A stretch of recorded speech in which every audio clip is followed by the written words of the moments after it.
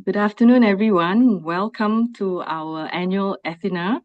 My name is Chan Mei Yok. I'm a pediatric hematologist oncologist from KK Women's and Children's Hospital, and also an adjunct associate professor at the Center for Biomedical Ethics at the National University of Singapore.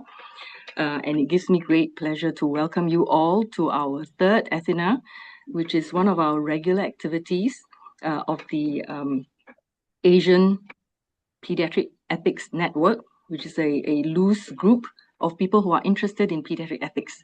And we welcome anyone to join in. We will give you a QR code to join if you are interested. And so our Athena today is on GLP-1 in children and adolescents, navigating the ethical landscape. And I'd like to start off by introducing Professor Julian Savulescu, who's a renowned bioethicist and moral philosopher, to kick us off. Julian is the Chen Sulan Centennial Professor in Medical Ethics and the head of the Center of Biomedical Ethics at NUS. Julian, please. Thanks very much, Mayoke. Well, good afternoon and welcome to this discussion on Ozempic and other related GLP-1 medicines in children and adolescents. Ozempic, or semaglutide, was developed for type 2 diabetes, but is best known for its effect on weight and appetite regulation. In young people, that matters because severe obesity and early onset type 2 diabetes are increasing, and both can carry lifelong consequences: cardiovascular risk, fatty liver disease, sleep apnea, stigma, depression, and reduced quality of life. But using these drugs in children and adolescents raises higher stakes questions than in adults. We are treating bodies and identities that are still developing. We must consider growth, puberty, mental health, family dynamics, adherence, adverse effects, and the possibility that treatment may need to continue long term. There are also equity concerns. These medicines are expensive, supply is limited, and may widen gaps between those who can access them and those who cannot. So the issue is not simply whether Ozempic works, it is how, when, and for whom these powerful medicines should be used, and how we balance clinical benefit with safety, stigma, consent, cost, and the broader environments that shape childhood obesity. I'm personally looking forward a lot to this upcoming panel discussion, and without further ado, back to Mayoke to introduce the speakers. Thank you, Julian. So to kick us off is our first talk given by adjunct associate professor Cindy Ho. She's going to talk on GLP-1 in children and adolescents, uses and abuses. Cindy is a pediatric endocrinologist specializing in growth, puberty, and hormonal conditions such as diabetes and thyroid disorders. She's a graduate of the National University of Singapore and holds an MMed in pediatrics and an MRCPCH with specialist accreditation in pediatric medicine. She's an adjunct associate professor at NUS and a faculty member in the NUHS residency program, actively involved in teaching and training across all levels, while contributing to regional education, pediatric ethics, and leading the NUH Turner Syndrome support group. Please, Cindy. Thank you, Dr. Chan. Hi, everyone. I'm going to kick off my talk so that we won't overrun out of time. So thank you for the kind invitation to do this talk. And I really enjoyed preparing for this talk because I've learned a lot and definitely given more thought to the use of GLP-1 in children after this talk. We are talking about this because obesity really is an escalating epidemic according to the WHO organization, and it affects everyone, including children and adolescents. So what are some of the statistics from WHO? In 2022, there's 1 in 8 people in the world that are living with obesity. And in particular, adolescent obesity has quadrupled as opposed to just adult obesity, which has only doubled since 1990. In 2024, the figure of 35 million children under age 5, which are in the preschool years, were already overweight. So when we look at a broader age range of 5 to 19 years old, there are actually over 390 million children and adolescents that are overweight, and nearly half of them living with obesity. This is really a very pressing problem if you think about the statistics. In Singapore, our population is about 6.1 for the benefit of Professor Peter Singer. So And why are we looking at child obesity? I think one of the big reasons is because an obese child often grow up to become an overweight or obese adult. And the complications of childhood obesity is manifold, as you can see from this diagram. The most notable metabolic complications that we fear children developing are things like dyslipidemia, type 2 diabetes, as well as hypertension. So these obesity-related morbidities can actually appear even in childhood with the epidemic of obesity. And we are seeing more and more young people that already have these chronic illnesses at a young age. So how do we measure obesity? I brought up just the calculation of body mass index, just to highlight some differences between adults and children.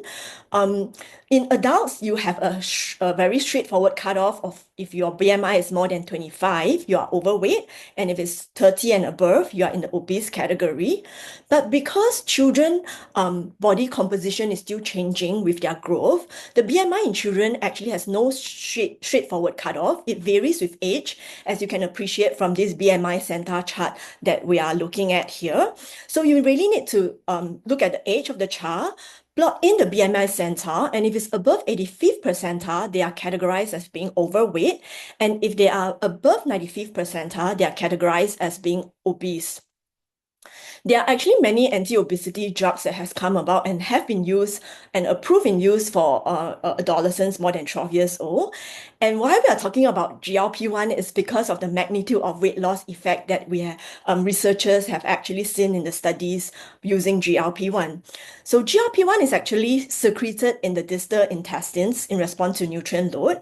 But apart from the gastrointestinal effects of reduced slowing gastric emptying, it actually also has receptors in the brain and causes appetite suppression, increasing satiety, and it also increases insulin sensitivity with a lot of mechanisms that I do not have time to go through. And the adult studies have also shown that apart from weight loss itself, there are also actually reduction in cardiovascular events. So there is a cardiovascular benefit to using GLP-1 as well. The first GLP-1 agonist that was in use is liraglutide. This is FDA approved for adults in 2014, but in 2019, actually, it was first approved for the use of children with type 2 diabetes if they were 10 years or older. And then only in 2021, it was approved for adolescents with obesity if they are 12 years and above. This drug requires a subcutaneous injection of once a day. And just very briefly looking at the RCT showing the effect of liraglutide for adolescents with obesity. From the lower diagram, you can, I don't know whether you can see that the percentage of participants that have more than 10% reduction in BMI from baseline was 26.1%, as opposed to only 8.1% in the placebo group. This is at week 56, which is what this trial duration was. And you can appreciate from the upper diagrams that when the treatment was stopped at 56 weeks, there's actually a drift upward in the BMI, which is basically the going back to their baseline BMI, a trend towards that. Then came the even more mind-blowing drug of semaglutide, which Prof. Julian mentioned. This is FDA approved in December 2022 for adolescents 12 years and above. And the amazing thing about this drug is that the duration of action can support its use once a week. So you are talking about injection that is given only once a week for adolescents. And looking at the same plots in the middle of this chart, in the step-teen trials, basically in children that has participants that have more than 20% reduction in the BMI was up to 40% in the semaglutide group at week 68 versus only 3% in the placebo group. But I just wanted to point out something also is that just if we lower our expectation and just aim for a 5% BMI reduction, only about 76% of participants actually have that 5% reduction in BMI. And so we also have to ask ourselves that there are truly participants who did not actually show this BMI changes on this study. Because the effect of weight loss was so powerful, that it approaches bariatric surgery, Nature Medicine actually has a news feature that called this drug the showstopper obesity drug that really stunned researchers. How about for younger children?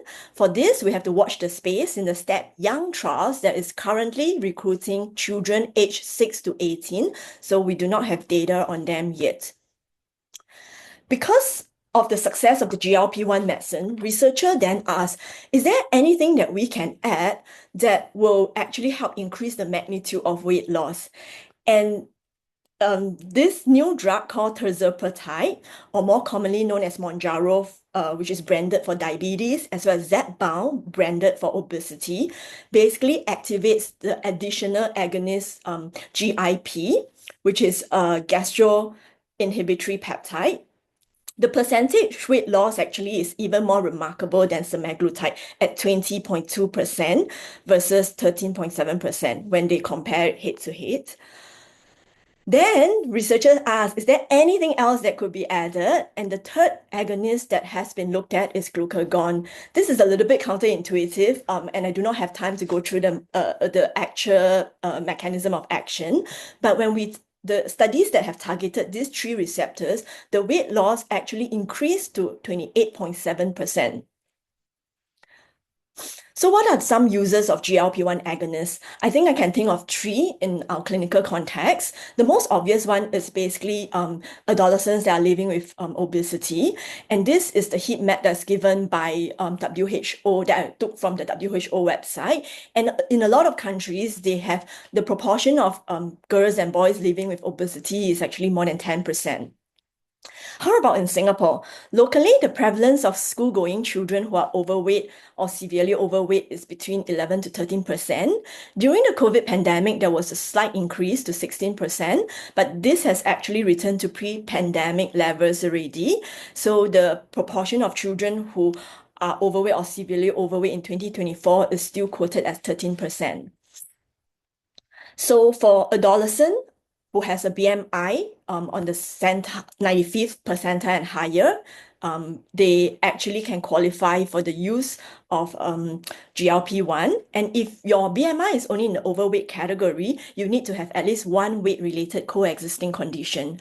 And all participants are required to have at least one unsuccessful dietary weight loss effort. The next condition is hypothalamic obesity. This is a condition that is really devastating to have, mostly occurring in children that have been diagnosed with brain tumor. So either the tumor itself has caused hypothalamic damage or the surgery to remove the tumor have resulted in hypothalamic damage. And a lot of these children will have a relentless weight gain, as you can see from one of my patients' photo here, from being so lean to putting on weight within the first 6 months of diagnosis. So there are studies that have been looking at use in this condition, but they are limited to case reports and case series. And the RCT trial that I found was actually on azanotide. So a lot of the GLP-1 here mostly is in azanotide, which actually has already been discontinued by the company in 2024. So more than 80% of the patients in this systematic review actually showed weight loss, but the mean weight reduction is only about 7 kilos. And in this condition, I personally think there's really great potential because there is actually effect of GLP-1 outside of the damaged hypothalamus that really will help these children whom parents really struggle with helping them keep their weight steady. The third condition that we can think about using GLP-1 is in Prader-Willi syndrome. This is actually a genetic cause of obesity in children that is best known for their hyperphagia that occurs after 1 year of age because of an intense drive to eat. There's a systematic review that has been done by one of Dr. Nicholas in our center that looked at 10 studies and trying to pull together whether there's any evidence in the use of GLP-1 in this group of children. The improvement in BMI is not as remarkable as what I've seen in the STEP-TEEN trials, but there is some improvement in the HbA1c that's reported as well. But just bear in mind that this even though there's 10 studies, you can see that these studies only included very few patients because altogether there were only 23 patients that were looked at. And this is probably why the International PWS organization put up a statement on their website to say that there is actually still a significant lack of high quality evidence for the use of GLP-1 in PWS patients.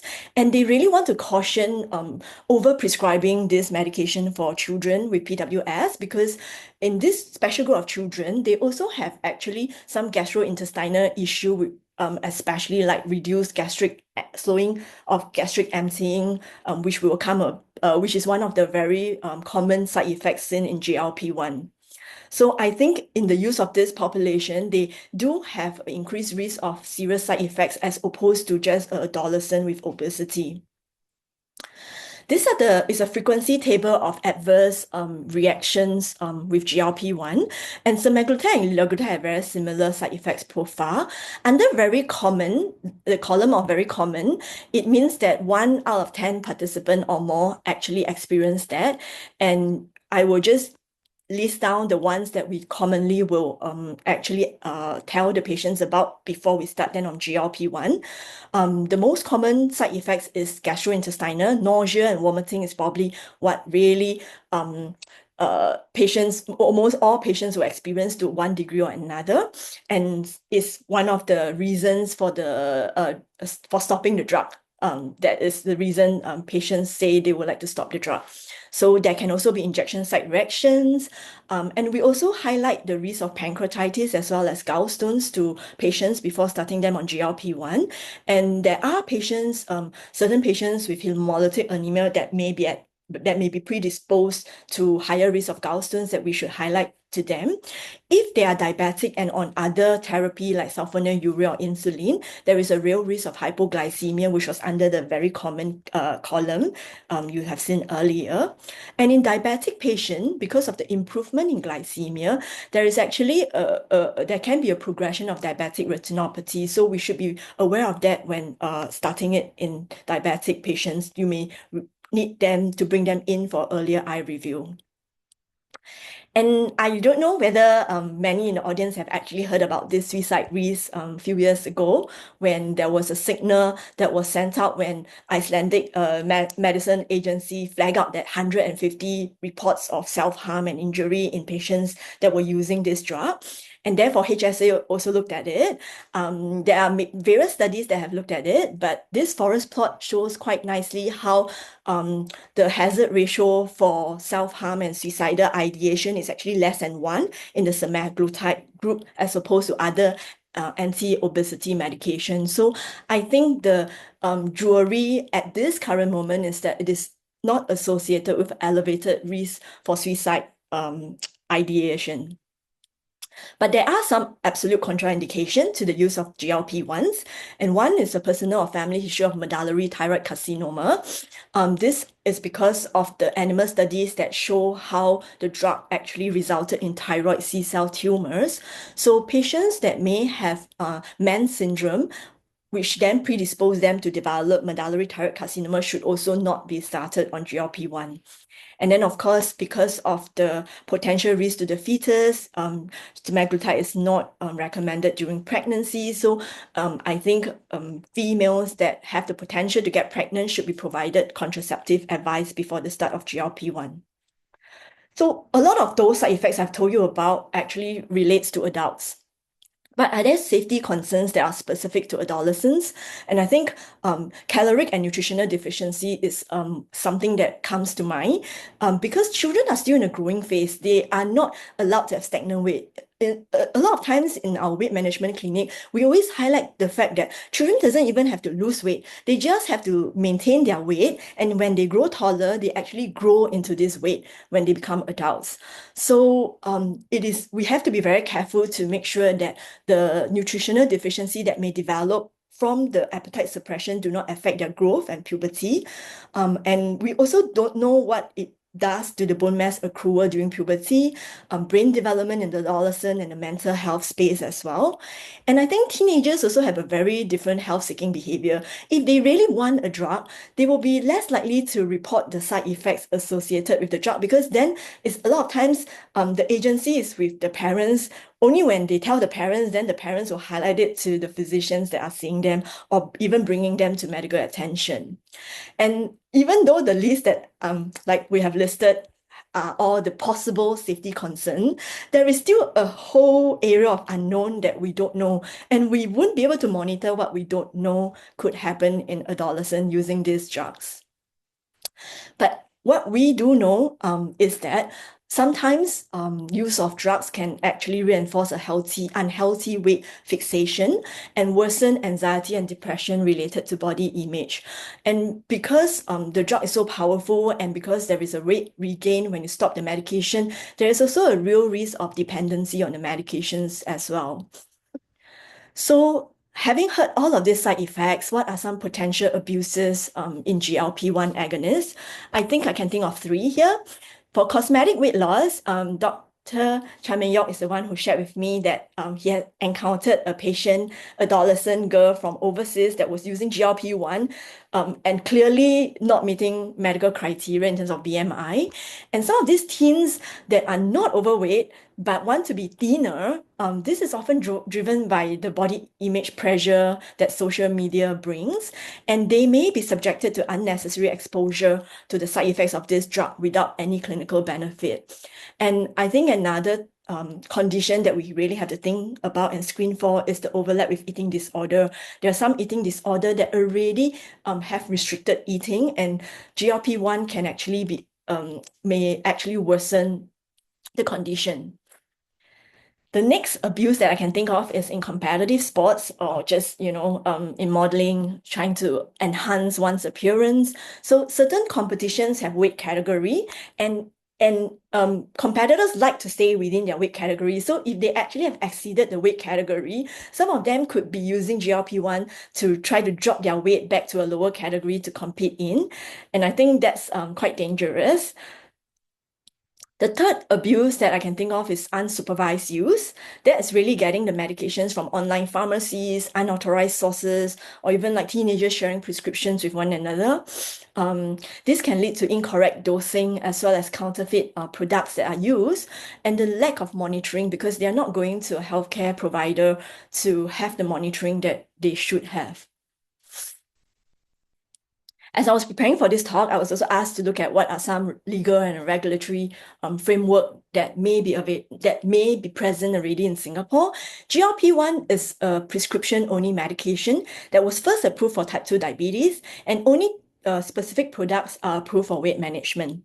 Okay, it is illegal to sell these prescription drugs over the counter or online without a valid prescription from a registered doctor, and this brings it heavily regulated by HSA as well as MOH.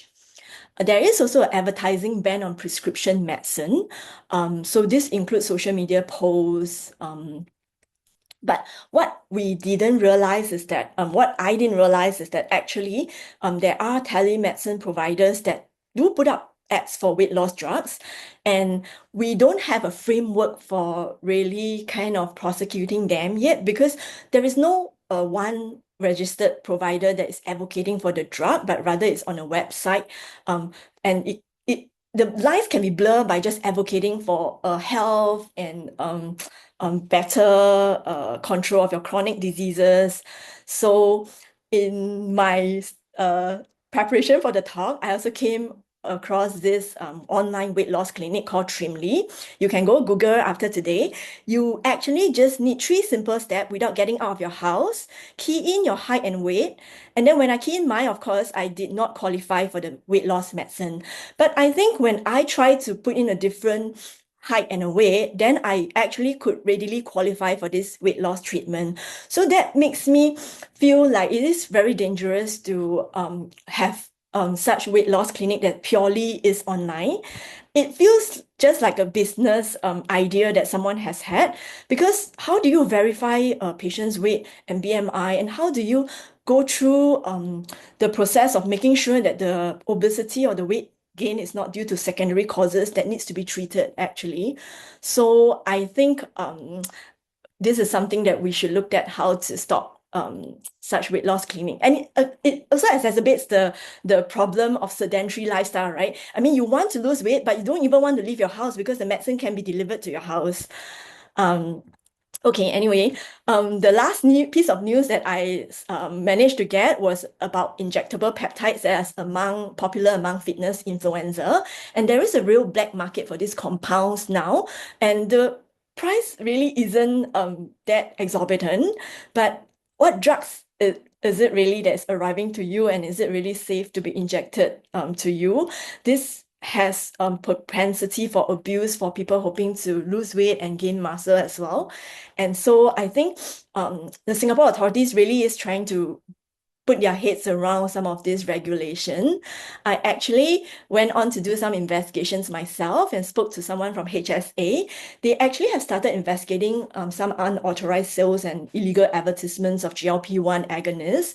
A lot of these investigations are still ongoing. There's no prosecutions yet. But there are non-compliant listing of drugs that were removed from e-commerce platform. So according to the HSA staff, most people are very compliant when you highlight to them it's actually illegal. They will readily pull down this listing. But how do we know whether in a few years' time they will put up the listing, or a few months' time they will put up the listing again? The nature of internet really makes strict enforcement really impossible. So with that, I think I will give us some take-home messages. Because this drug is really powerful, we need to remember that there are only 2 of them that are approved for use in children that are 12 years and above. And they really should not be used for just mild weight issue, and has to be used in conjunction with dietary measure, as well as increased physical activity and basically a very holistic lifestyle change. In children, we should do very careful screening before starting the medication, educate them on the side effects, and also highlight to parents the evidence gap that we have. There really is no long-term data. The STEP teen trials that looked at semaglutide actually concluded at week 68. So there's barely 2 years worth of data in the follow-up of these patients. So we are at a space where we are really holding the tension between the potential benefits of GLP-1 and the uncertainties in its use.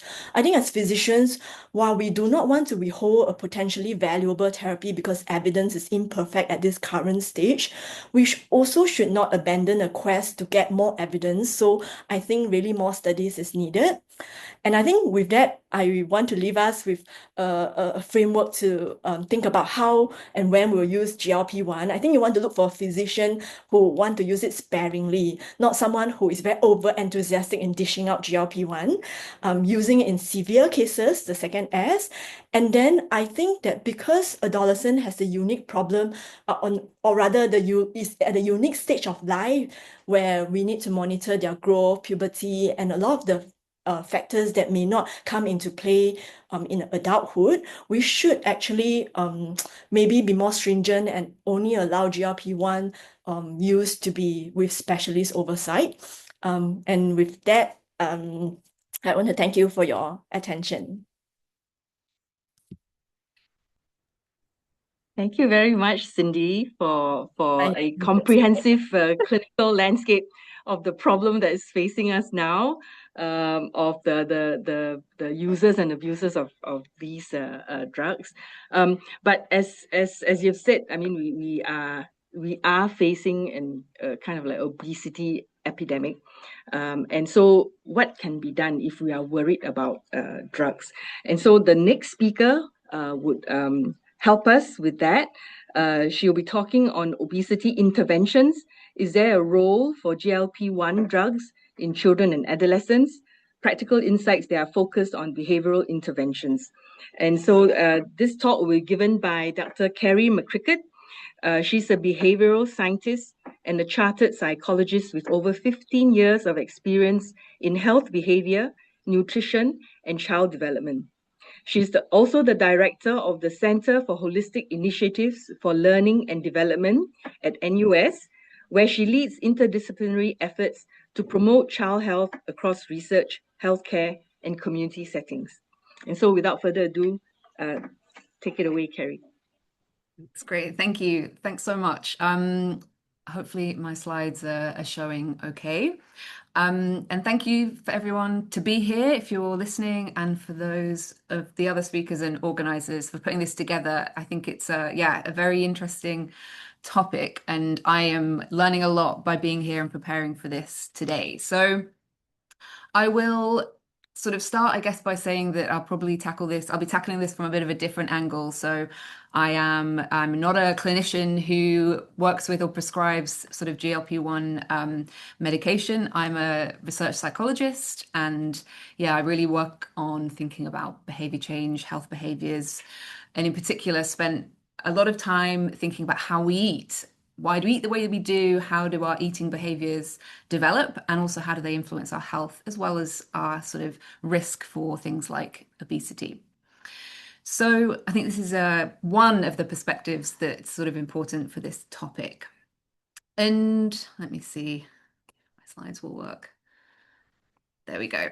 Okay, so I think Cindy's done a fantastic job of sort of talking about the drugs, maybe do they work, and surfacing those questions. I will not talk about whether we think these GLP-1 medications sort of work, but really hopefully start us to think about what else needs to happen, that broader context, and sort of real world children and families and possible opportunities for where GLP-1 drugs can be working or not alongside other things. So we'll think about behavior change, what it actually requires.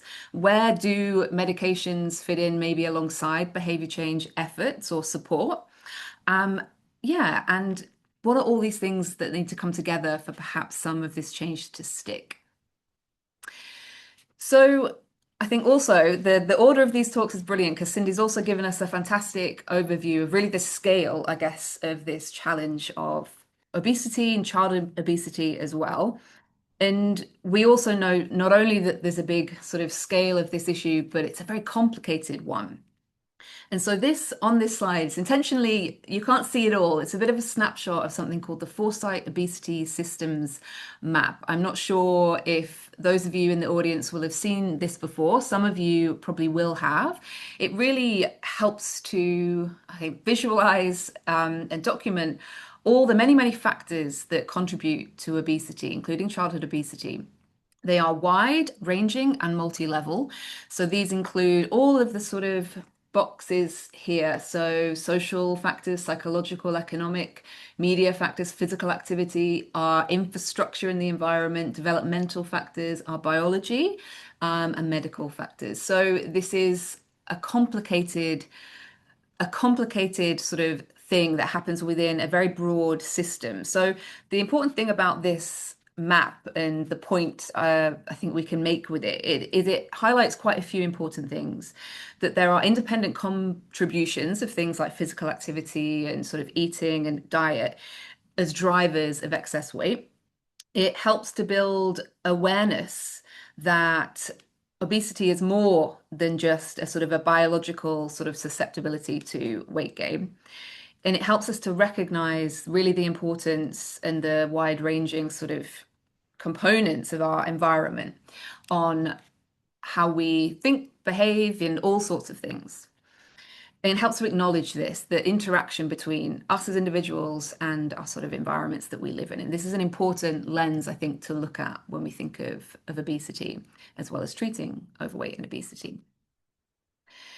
So the complexity is not just in the determinants of our body weights, healthy body weights, but also in the things that might co-occur alongside that. So when a child maybe has a diagnosis of obesity, there might be other things as well that are co-occurring. So as we already heard in the introduction, there's sort of a co-occurrence with a number of different metabolic, psychological, and social sort of factors that might be going on. Comorbidities related to depression, anxiety, self-esteem, eating disorders, and weight stigma. So when someone's coming to your clinic, a child, a young person coming to your clinic, they potentially are coming with some or many of these things. It's a complicated issue. So it makes sense to me, and I think probably many of us, that for something so complicated, it makes sense that perhaps how we think to treat or manage or prevent this will require maybe some complicated solutions, that it's unlikely that there'll be a single intervention, a single thing that's going to sort of help address all these different challenges and dimensions to what is a very complicated sort of issue when we think about obesity, and in particular childhood obesity.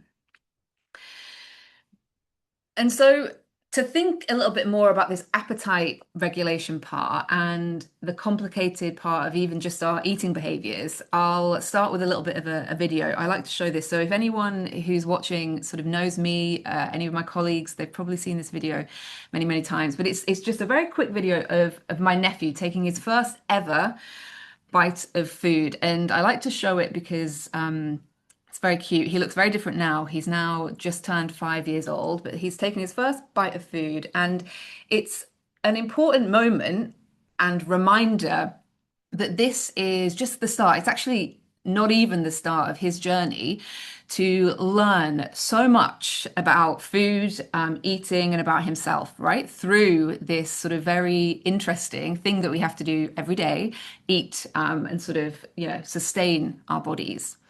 So from his first bite of food, if we assume just very conservatively that he will have, say, 3 meals a day from this point onwards, he was 6 months at this point. By the time he's 6 years old, he will have had way over sort of 6,000 meals or experiences with food. That's a conservative guess. By the time then he is 20, 21, sort of a young adult, he will have had tens of thousands of sort of experiences with food. And these experiences are really important. They help to shape our eating behaviors, how we think about food. So children, as they're growing, are accumulating lots of experience from thousands and thousands of eating occasions, and they're learning a lot.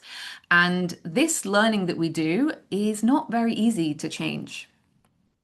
So some of the things that he's learning about what to eat. So he's developing food preferences, food acceptance. We know that actually this could even start before he's born through sort of in utero diffusion of sort of flavor particles in the womb, but also through breast milk. He's learning about different food preferences. What is it that I should be eating? What do I like? He's learning also about how to eat. So this includes things like, what's a sort of a typical portion should I expect to see? What should I serve myself? Do I eat with people, without people? Am I always watching the TV when I eat? Do I eat very fast all the time or in different moments? How does he eat? He learns about that. He also learns about, when am I going to eat? When are typical meal times? Do I have a routine or not? Is there structure to the way that I eat in my daily sort of routines? Or maybe there's an absence of it. This is something that he will be learning, and it's influencing him and how he develops his eating behaviors. Also, why is it that I eat? I think we all might, if we quickly were to ask a question, why is it that you had the lunch you did today? Maybe first you might think, oh, maybe I'm hungry, but actually there's probably lots of other reasons, right? Maybe it's your routine, it's your just the habit that you have that at that time because it's the only break that you have. So there's lots of reasons why we eat, including, they could include a hunger and fullness and something that might be related to more of a homeostatic mechanism or drive to eat. But there's also lots of other reasons that are related to other things like comfort, celebration, maybe being bored, being stressed, also rewards. From a very young age, we can learn that food is very rewarding. Food is inherently rewarding, especially sweet food. Sugar is a rewarding thing, but we also learn that food is rewarding when, from a very young age, it's used to soothe our emotions, in particular our negative emotions. That if a young child is feeling sort of upset, showing some strong emotions, maybe we try and soothe them with food or a food they like. We might have had those experiences where we try and reward children with food as well. They're learning that this is a cue that sort of might stimulate a reason why I eat. We also learn about who we eat with and what food means. So links to our sort of identity, our culture, our emotions and family, and all that different context. So there's a lot that we can learn about food. And this learning starts at a very, very young age. So because we learn and because our behavior is shaped by this learning, like I said, it's something that might be very difficult to change.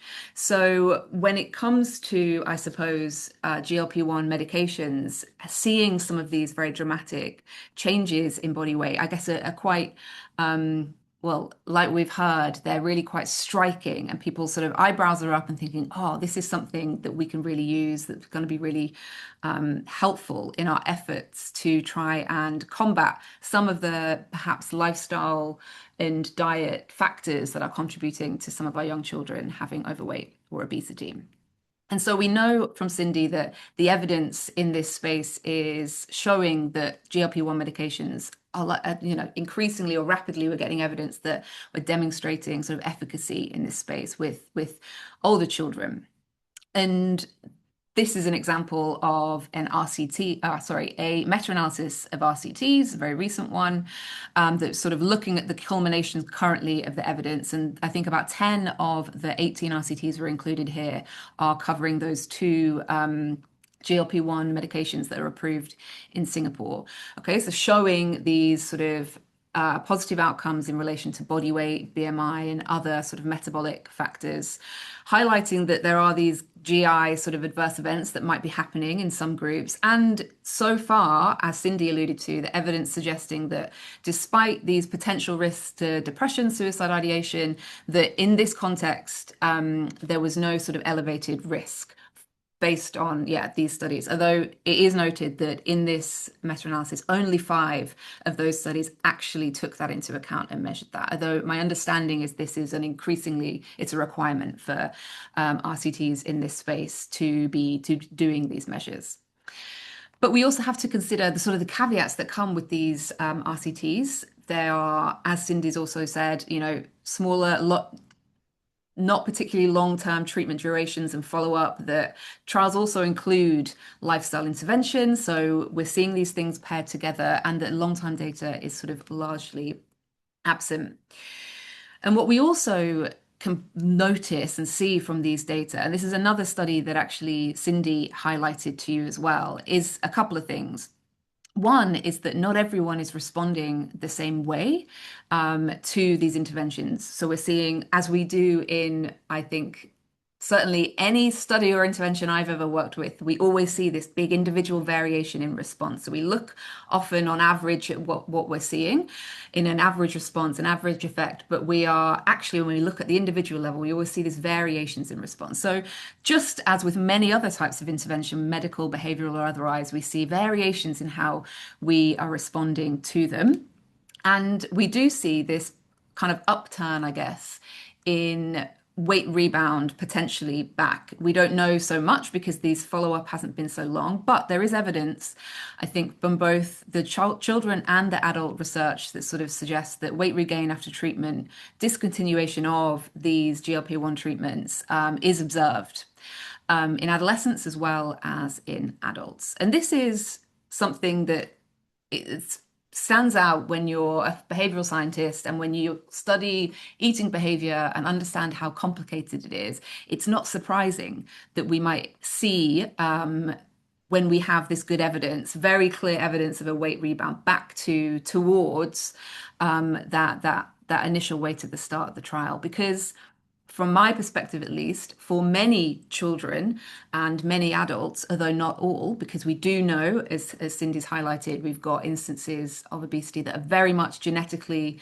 determined, very strong genetic drivers in certain conditions, that we've got things like hypothalamic obesity where there's an injury. These are medical causes, but for the most part, most people, they don't necessarily have these genetic or medical sort of diagnoses or conditions alongside it. That actually a big component determining obesity is this sort of social, behavioral, environment factors. And with that, it's not surprising then that we might see some of this weight rebound if we're not addressing that fully.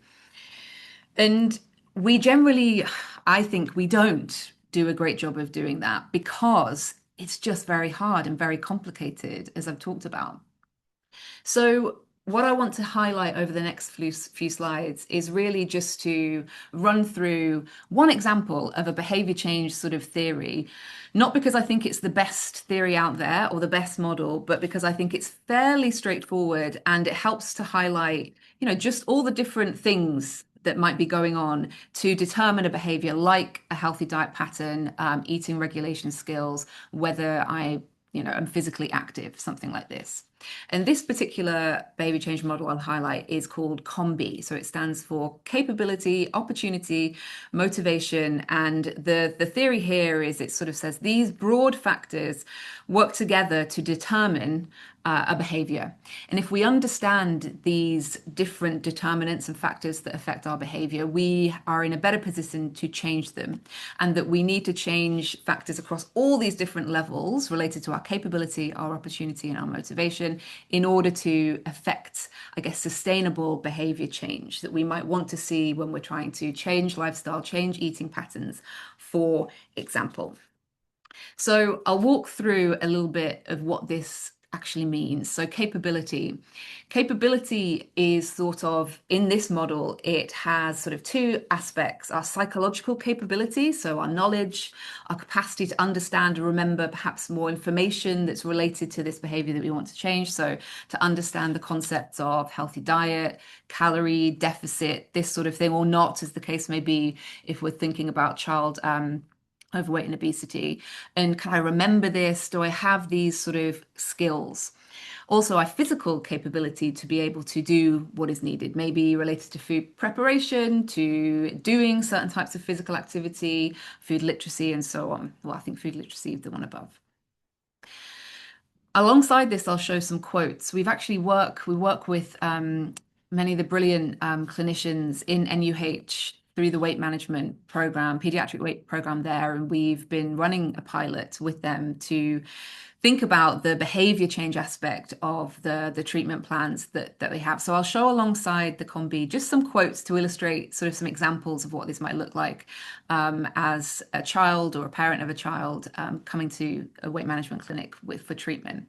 So here's an example of a young girl saying, hey, look, in this particular intervention, we are trying to promote appetite awareness. So they're encouraged to write down when they want to eat elements of their feelings using a scale. And this one of our participants is commenting, doing this rating, it's hard.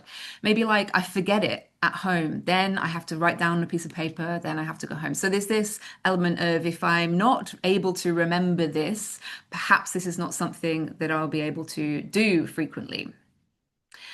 The other side of this is opportunity, and we can think about the physical opportunity. So at home, do we have food that's available that's healthy? What about in our school canteen? Is our neighborhood access to healthier food or opportunities to be active outdoors, for example? Is it there? Are foods that we need to eat affordable? Do we have food marketing that's sort of prompting us in the right directions? Also, social opportunity. What about our family food norms? Do we have parental modeling of the types of behaviors that it is that we need to see to promote healthy food intake and diets? What is it that's served at home? These cultural practices and also peer influences. So these social opportunities that are around us that can, help or hinder our efforts to change a behavior. So here's an example from one of our young boy participants who was saying, it can be time consuming doing this thing, it's writing how I'm feeling when I want to eat, but I also might get scolded. So I was like taking out my book. I was about to write it down. I was writing down and my teacher, they just shouted my name and I knew I did something that she's really scolding me for not paying attention. So he was describing here that this thing that we'd asked them to do, this practice, this evidence-based practice of noting and rating your feelings to try and understand and build patterns in the reasons why you want to eat. Actually, trying to do this as a kid in school, you have this barrier where maybe your teacher is telling you, hey, no, I need you to focus. They're not focusing on you in this intervention. They're focusing on you needing to do whatever you're doing in school. And of course, this is an example of a bit of a social context that might hinder some of the goals that we might have as trying to create an intervention that we think can be helpful. But actually in the real world, there are these barriers that are faced. So there's an example of social opportunity. And within the COMBI framework, it tells us that behavior change is sort of I guess, influenced by our capability, our opportunity, and our motivation. And that capability and opportunity feed into motivation too. And motivation isn't just that I spring out of bed every morning and somehow have this feeling that I, want to live this healthy sort of lifestyle. It can be these autonomic sort of feelings, habits, routines, these sort of emotions that I feel about doing a particular thing. Do I like it? Do I not like it? How rewarding do I feel it is? But it's also a very reflective process that involves conscious goal setting, planning, this building of a feeling of self-efficacy, confidence that you can generally only really build with experience of sort of achieving something, body image, and sort of these rationalizing beliefs around food and health and intentions to do things that you might have. So these are really quite reflective, effortful processes that contribute to behavior. And so we need all of these things in place according to the COMBI model, or in place well, to really do well at achieving behavior change and sustaining it. And I think that for me, at least, I can certainly see there are areas of this where GLP-1 medications would really support and perhaps bring down some of these barriers. So in some of the areas around capability related to sort of awareness of appetite regulation, around motivation when it comes to sort of that suppression of the sort of craving or that food noise that we talk about when we talk about GLP-1 sort of consequences of taking this medication. If these things can be suppressed, then maybe, this is going to support behavior change. But also I would say that, it's not going to cover all of these different domains. But actually, when we think of, and maybe some of you in the audience, you're also delivering or working with colleagues who are trying to deliver lifestyle intervention in the context of their sort of your clinics. Maybe you also feel that those interventions are not tapping onto all of these things too, because there's a limit to what we can do, right? Both in time, but also in, how we might afford or affect change across these different domains. So all of our solutions may not be ticking all of these boxes, but perhaps together they could start to tick more. One of the things I also want to highlight when it comes to us thinking about, and certainly to advocate for, really supporting behavioral scaffolding when it comes to kids and learning, helping them, empowering them with skills related to appetite regulation, eating regulation, health and well-being, is that I want to say that as a researcher, we don't necessarily do a great job at helping that. So one of the things that we know is for interventions, behavioral interventions in particular, to work, they need to be delivered with fidelity. So fidelity is this sort of concept that's, you design an evidence-based intervention or program, and within that, you've got all these key ingredients that are supposed to be very effective. They are only effective if they're actually delivered and received as intended. And this is on the sort of screen. I'm just highlighting a review that asked the question, for behavioral sort of interventions focused on pediatric obesity, what is the fidelity of the interventions? How is it reported? What do we know about what works for these behavioral interventions for kids and families? And so this study reviewed 193 RCTs of these behavioral pediatric obesity interventions. So these interventions that are kind of generally complex interventions combining a lot of diet and physical activity, sort of lifestyle advice. And they used this framework that specifies different components of fidelity that we should be considering, reporting, being very open about, and measuring where possible. And these 5 domains can be seen here. So this is the design. So was our intervention, what was it exactly designed to do? Were providers of that trained? What did that training look like? Was then the intervention actually delivered as it was intended? Did participants receive what they were meant to? So did they understand what was being delivered to them, and perform, at least in the context of the intervention, the skills that were sort of trying to be taught? And then finally, did they actually ever go on to use these in their life, in the real setting? And when we looked at this, when the researchers looked at this, they really found that the reporting of these different elements of fidelity was just really not very strong. In fact, overall, it was weak. And only one study only reported across all of these different domains, many just focusing on some of these earlier parts, not going as far as to say, you know, what was actually delivered, what was actually received. So this tells us that even with our behavioral interventions, there's so much more that we probably need to do. And as researchers and people that might be putting that information out into the world, we need to do a better job at understanding what works and for whom. And that's true in the context, I think, of behavioral interventions as well as other sort of medical interventions, because as we've seen, not one thing doesn't work the same way for everyone, and there's lots of reasons for that. And those reasons are not just related to the person, but also related to the system and the setting in which it's been delivered. So not just the what, but also the how of what this thing was done.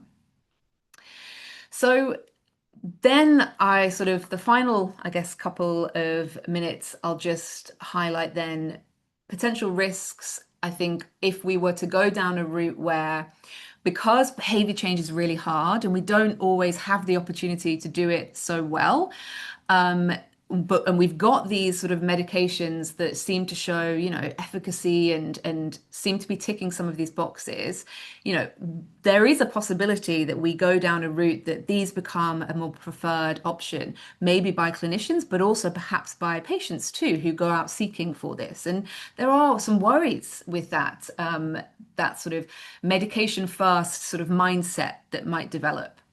So these include things like potentially, and there'll be many more, and this might be a big part of what we discuss later on. So displacement effects. So as we sort of lean, our lenses are faced or sort of are moving towards, or our torches are being put on these medications. What are we doing about this behavioral support and these lifestyle changes and these bigger sort of systems questions that we need to answer? If we're focusing on that, will that focus displace efforts, maybe even sort of investments financially and otherwise in this other part, this big other bit of this complex picture? Maybe also risking family disengagement if there's sort of this belief, perhaps perception, and we don't know a lot about what people perceive in terms of these drugs, you know, what they think they are, you know, your average everyday person. But if there's a belief that this sort of drug will fix something, maybe children or families are going to disengage more from that behavior change process to really look at, certainly from a family point of view, what could change in the home environment that might support a child's health and well-being when it comes to their weight, so their family food environment, parental feeding practices, these household habits, all of those things that I was saying at the start, you know, that we're learning as we live our many, many thousands of meals worth of experience through our early years and beyond. We also might be not then offering children opportunities to develop these important self-regulation, emotion regulation, coping skills that they need, that are important for weight management, but they're also important for lots of other aspects of life. And finally, as I think a few people have already mentioned, and we will mention, sort of equity concerns about sort of this medication, availability of the medication, also availability of behavioral support and access to these things with and without behavioral scaffolding. So definitely concerns and things to think about. And I'm sure perhaps others as well. And finally, just to bring it back to sort of, I guess, one of the starting points, that obesity is not just happening in isolation as an issue of sort of body weight, body composition. It is co-occurring with different things, and many of these things are related to things that maybe that you're not seeing so immediately. So our mental health, eating disorder risk, things that can co-occur with obesity that might be undetected. And to some extent, there might be some interactions that we really don't know about yet, because these are not yet being studied. And I think Cindy alluded to some of these. You know, weight loss focus just on weight loss. Is this reinforcing that thinking that it's all about weight loss and things like that? That, of course, with children, exactly as Cindy pointed out, children are growing. Maybe weight loss is not the target that we should be going for, but weight maintenance and these skills development that can support a healthy weight sort of trajectory from now on. Sort of reduced hunger as well as one of the consequences of these medications. is this a risk of, prolonged restriction? GI side effects also, links to food aversion, links to potentially ARFID-like patterns. So for those that you don't know, ARFID stands for Avoidant Restrictive Food Intake Disorder, and it's sort of a disorder of very restricted food patterns and diets, very restricted, that isn't paired with sort of a very heavy focus on maintaining and aiming for a very low weight that you'd see in anorexia, for example. This is a bit different. It's that restrictive patterns of eating, but not paired with, a desire to be extremely thin, for instance. So this is something that potentially these are possible interactions that we don't really know much about. So it's something for us to think about, this wider sort of context, particularly these psychological, social, environmental ones. And so I think maybe one of the reasons for us to coming together today is to start to think about and advocate for this holistic approach, a more holistic approach. Or at least to maintain that for everyone that's already doing it, that if you're in a position to be prescribing these drugs, or we're in a position to be talking about them or informing the public about them, that we think about what might need to happen before. Is a child family ready? What are the risks? These include those psychological ones too. What needs to happen during, that this is paired with the appropriate type of, whether it's behavioral, social, whatever scaffolding that needs to happen, not just to sort of look at what's happening physically.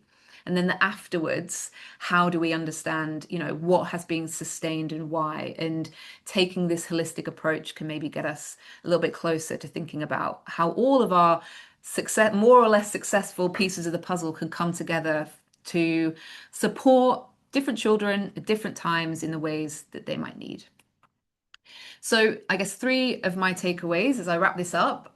First one, children are learners. These early experiences that we have with food that start like the moment really that you're tasting food, shape and reinforce our health behaviors over time, and very rapidly are being formed during early childhood and beyond.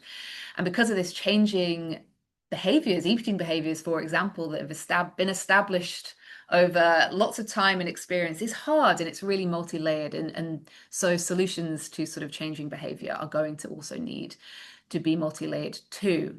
The GLP-1 receptor agonist medications may be part of this puzzle and open, for some, probably open quite a strong window of opportunity to support change that might need to happen to support healthy weight sort of trajectories.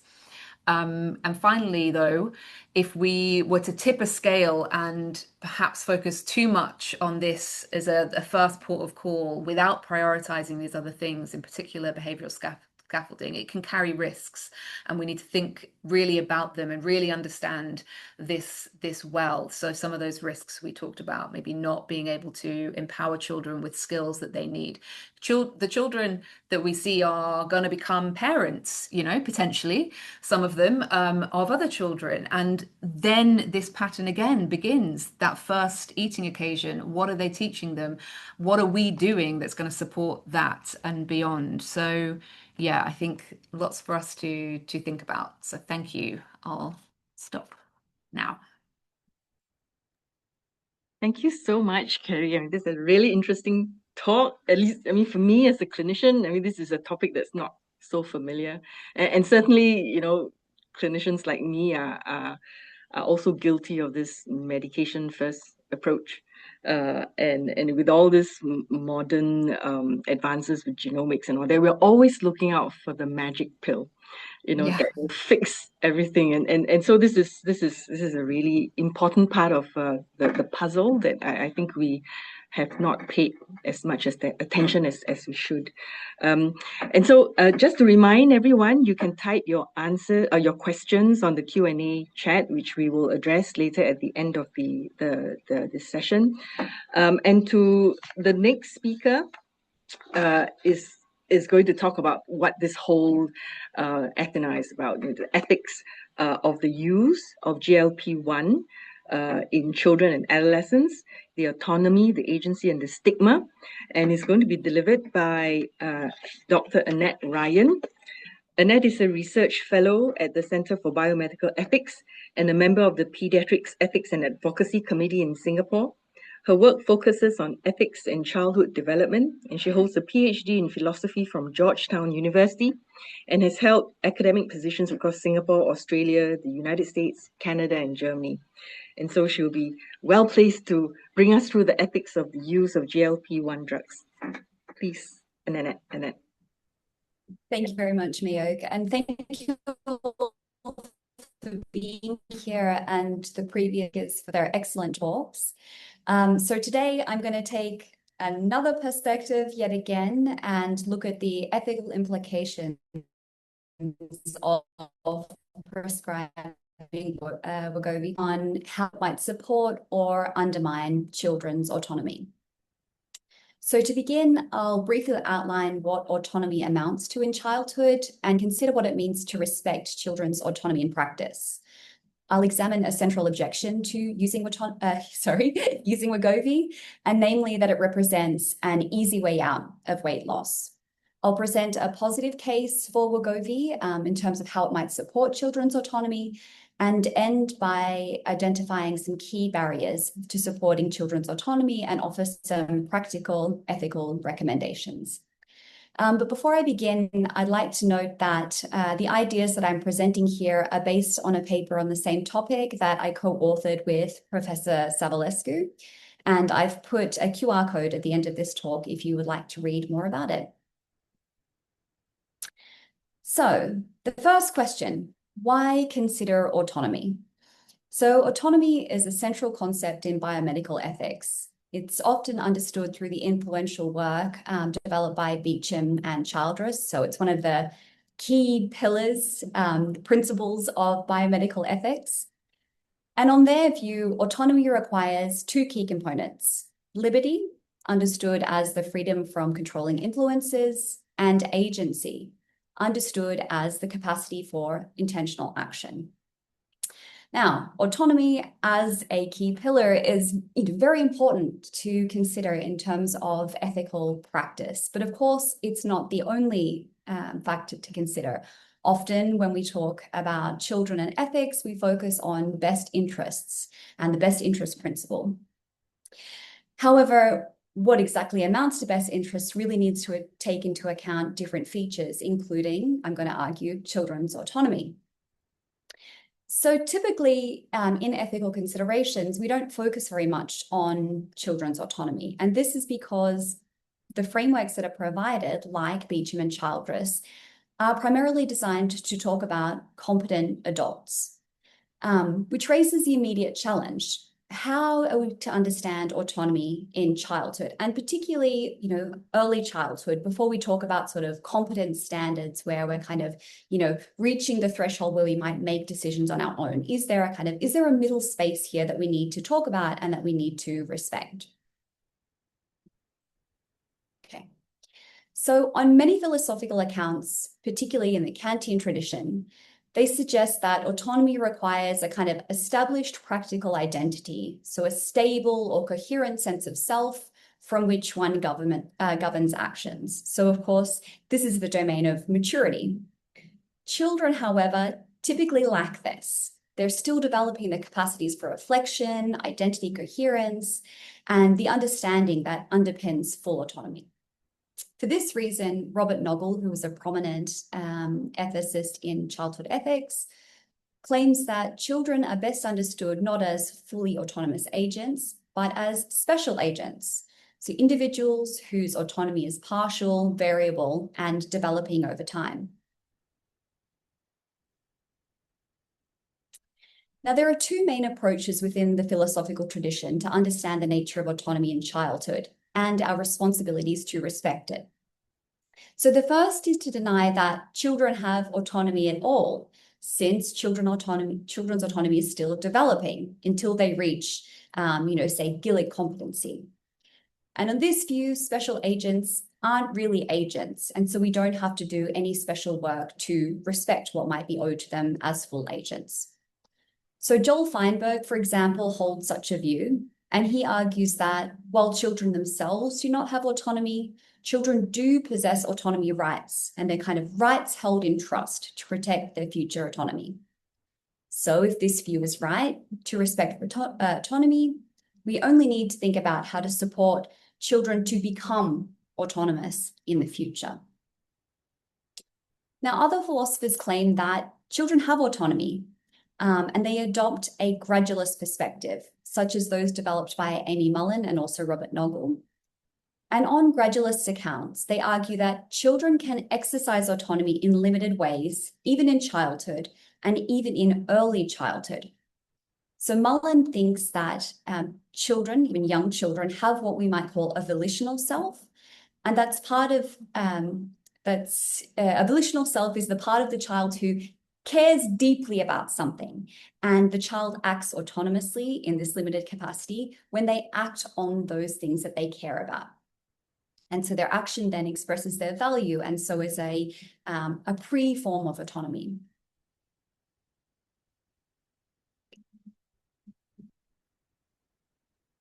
So for the purposes of this talk, I'm going to adopt such a gradualist perspective.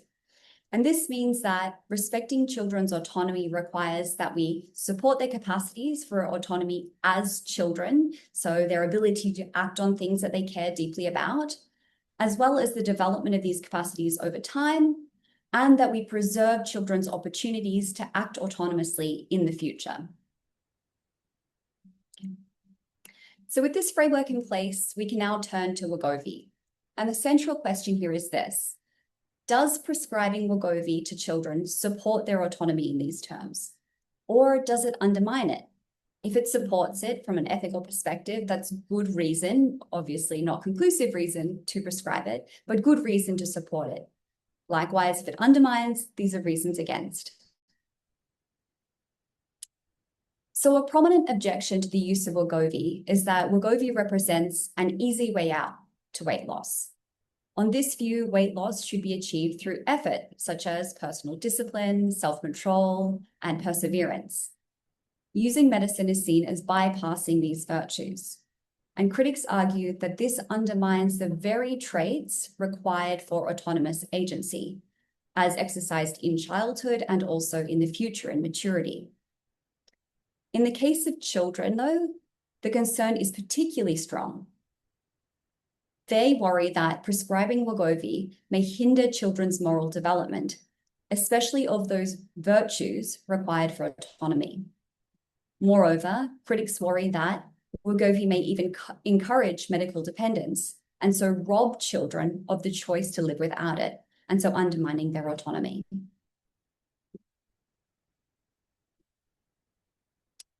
This argument, however, or so I will argue, is unpersuasive. Wegovy is not an effortless intervention. On the contrary, as many of us will know, it requires a sustained and often demanding commitment. Treatment involves regular injections, adherence to dietary guidelines, and ongoing engagement in physical activity. These are not trivial requirements, especially for children. As Kerry was describing, having to document your food and document your hunger levels can be very demanding for children. Patients must also manage side effects, which can be uncomfortable and at times distressing. In addition, the benefits of medication are closely tied to continued use, meaning that progress depends on long-term consistency and perseverance. All of this requires resilience, determination, and self-control, traits that, in fact, underpin autonomous agency.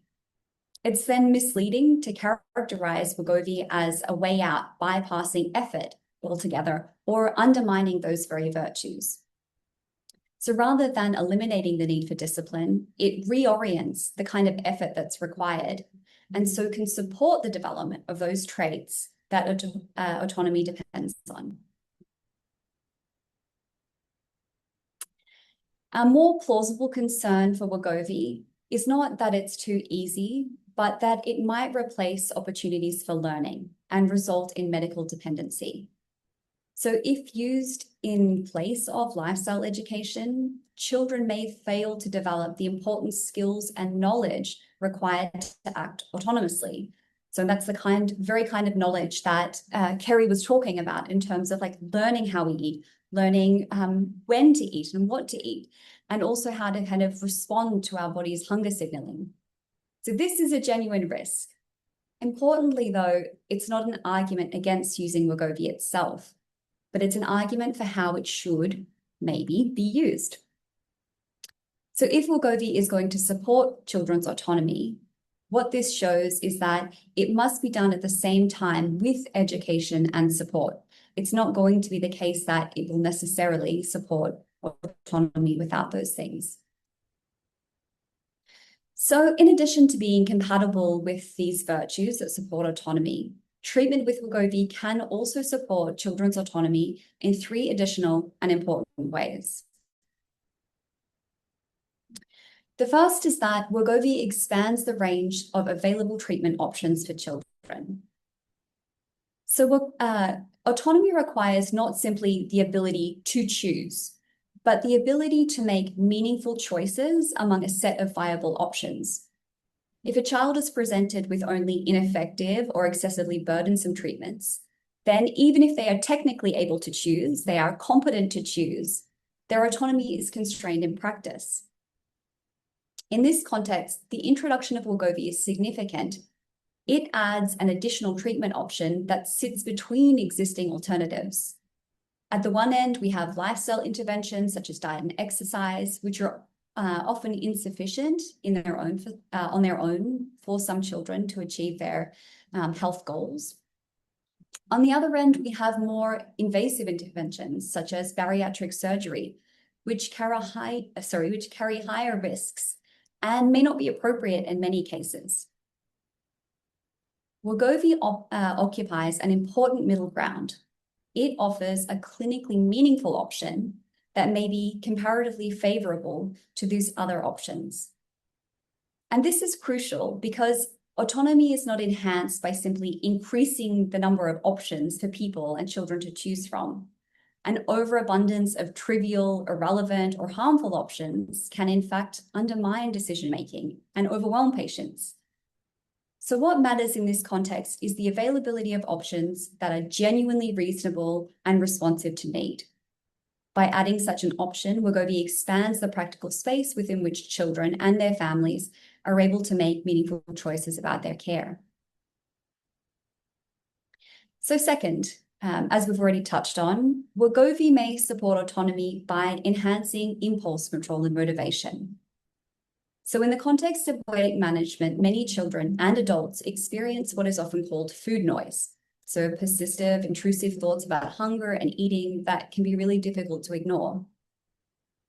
This is significant because autonomy is often understood not just as acting on a desire or making choices, but as acting in accordance with one's higher order goals. And so those are goals and commitments that reflect what a person really cares about upon reflection. So when immediate impulses consistently override or distract from our goals, a person's ability to act autonomously is diminished. It might mean that they're acting on impulse rather than reasoned reflection, or that they just don't have the opportunity to engage in the reasoned reflection that they'd like to.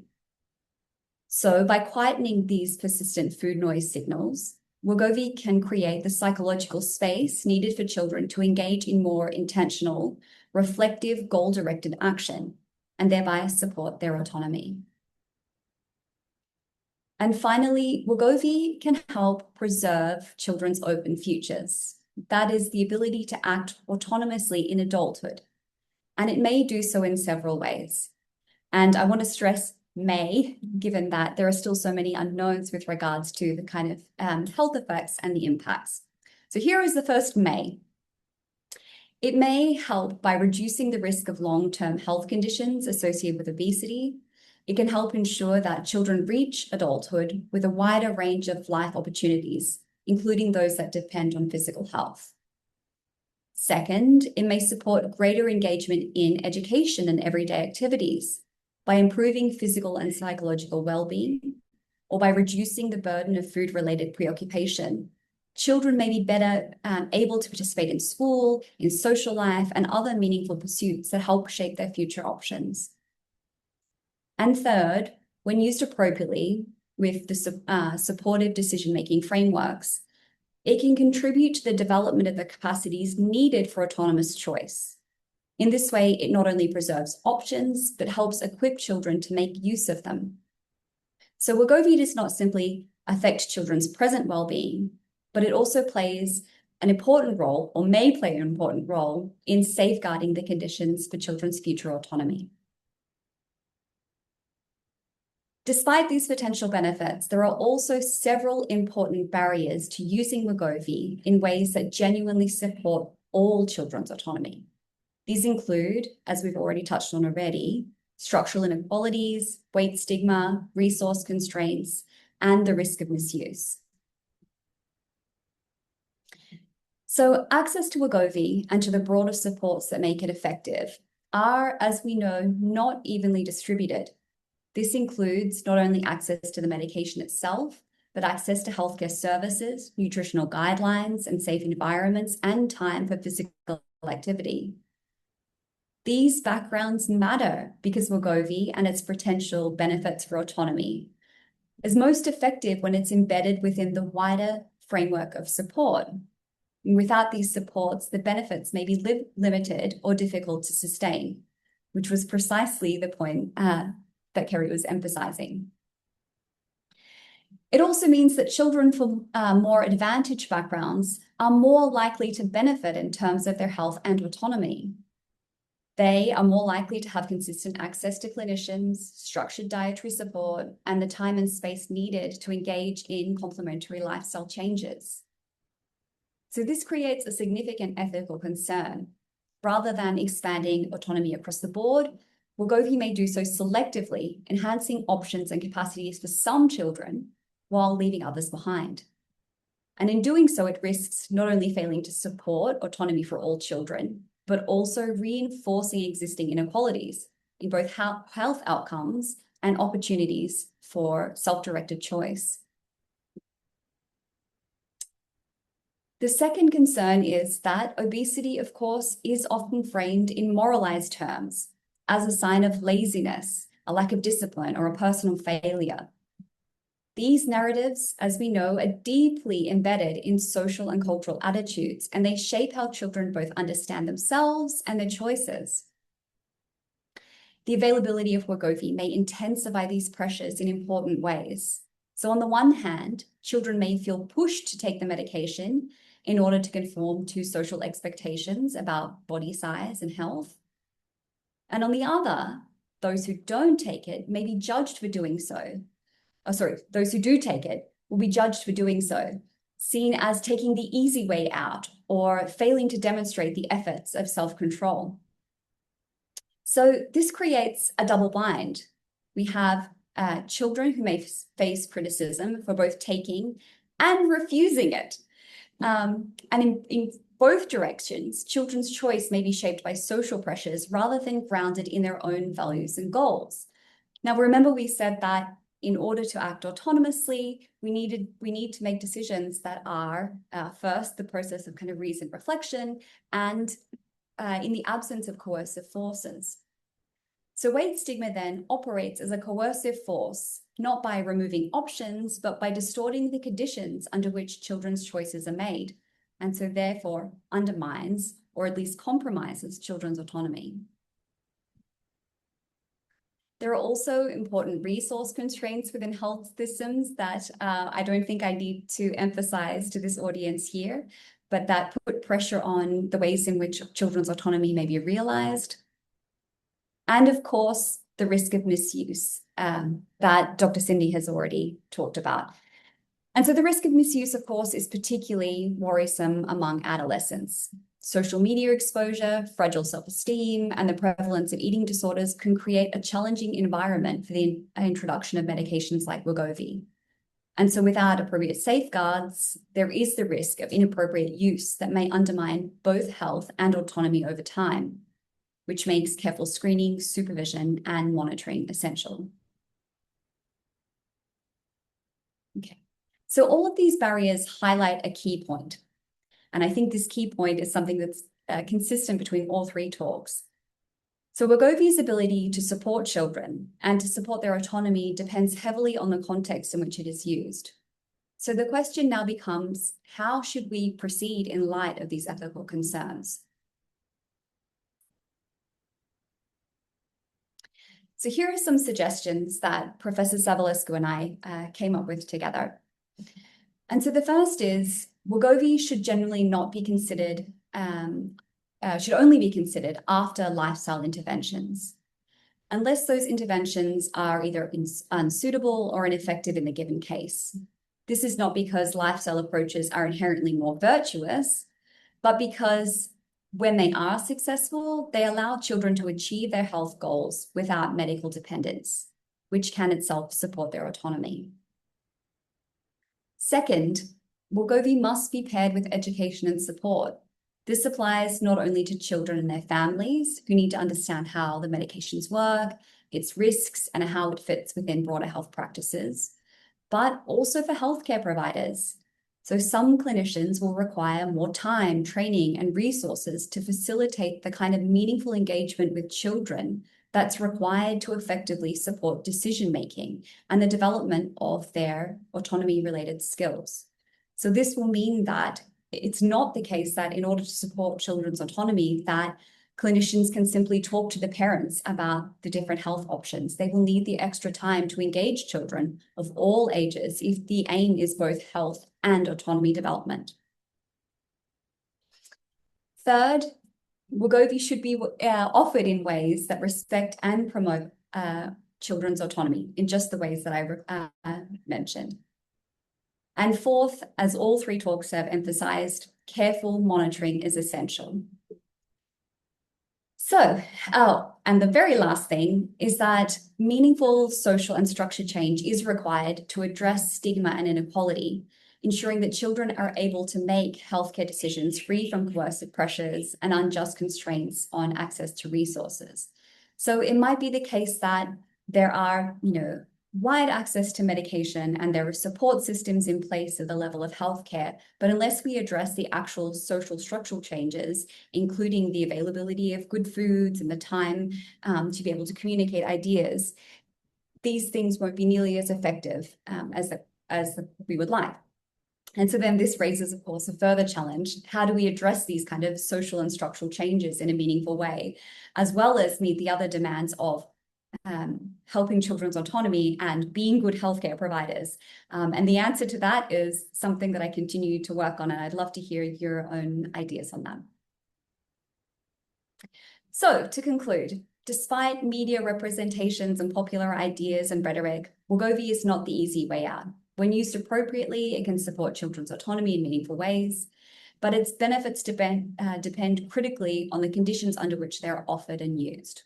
Respecting children's autonomy requires not simply choosing the right interventions, but embedding that intervention within supportive autonomy-promoting practices. Thank you. Thank you so much, Nanette, for bringing us through the ethical dimensions of the use of such drugs in children and adolescents. And so the next part of the Athena is going to be a panel discussion. If I could invite everybody to turn on their cameras. For this panel discussion, we'll be talking about the three talks that we have just heard. And other than the three speakers, we are also honored to have the presence of Professor Peter Singer to join us in the panel discussion. Professor Singer is often described as one of the world's most influential living philosophers. He is the Ira W.D. Kemp Professor of Bioethics at Princeton University and is widely known for his landmark work, Animal Liberation, and numerous influential books on ethics, including Practical Ethics and The Life You Can Save. And to guide us through the panel discussion, Professor Julian Savulescu will be our moderator. Julian. Thanks very much, Mayok. Well, Peter, you've heard three fabulous presentations. I wonder if you'd like to respond to the issues raised in those presentations. Do you have any questions, or would you like to say anything in relationship to what you've heard? Thank you, Julian, and thanks to all the speakers for their excellent and very informative presentations. This is not an issue on which I know a great deal, so I've learned from these things. I have some comments. Actually, Julian, I'm going to begin with something that you said in your brief introduction, that GLP-1s are expensive and that there's a resource allocation issue. Nobody seems to have mentioned that actually the semaglutides are coming off patent, and actually in India are now off patent. And by the end of this year, about 40% of the world, they'll be off patent. They'll be off patent in, as well as India, in China, in Brazil, curiously in Canada, because Novo Nordisk seems to have missed a deadline on its patent application, but not in Singapore and not in the US or Europe. But still, that's an interesting difference. India is already producing generics. There's a generic on the market that is costing about $13 per month per patient. That's not an expensive drug by modern standards.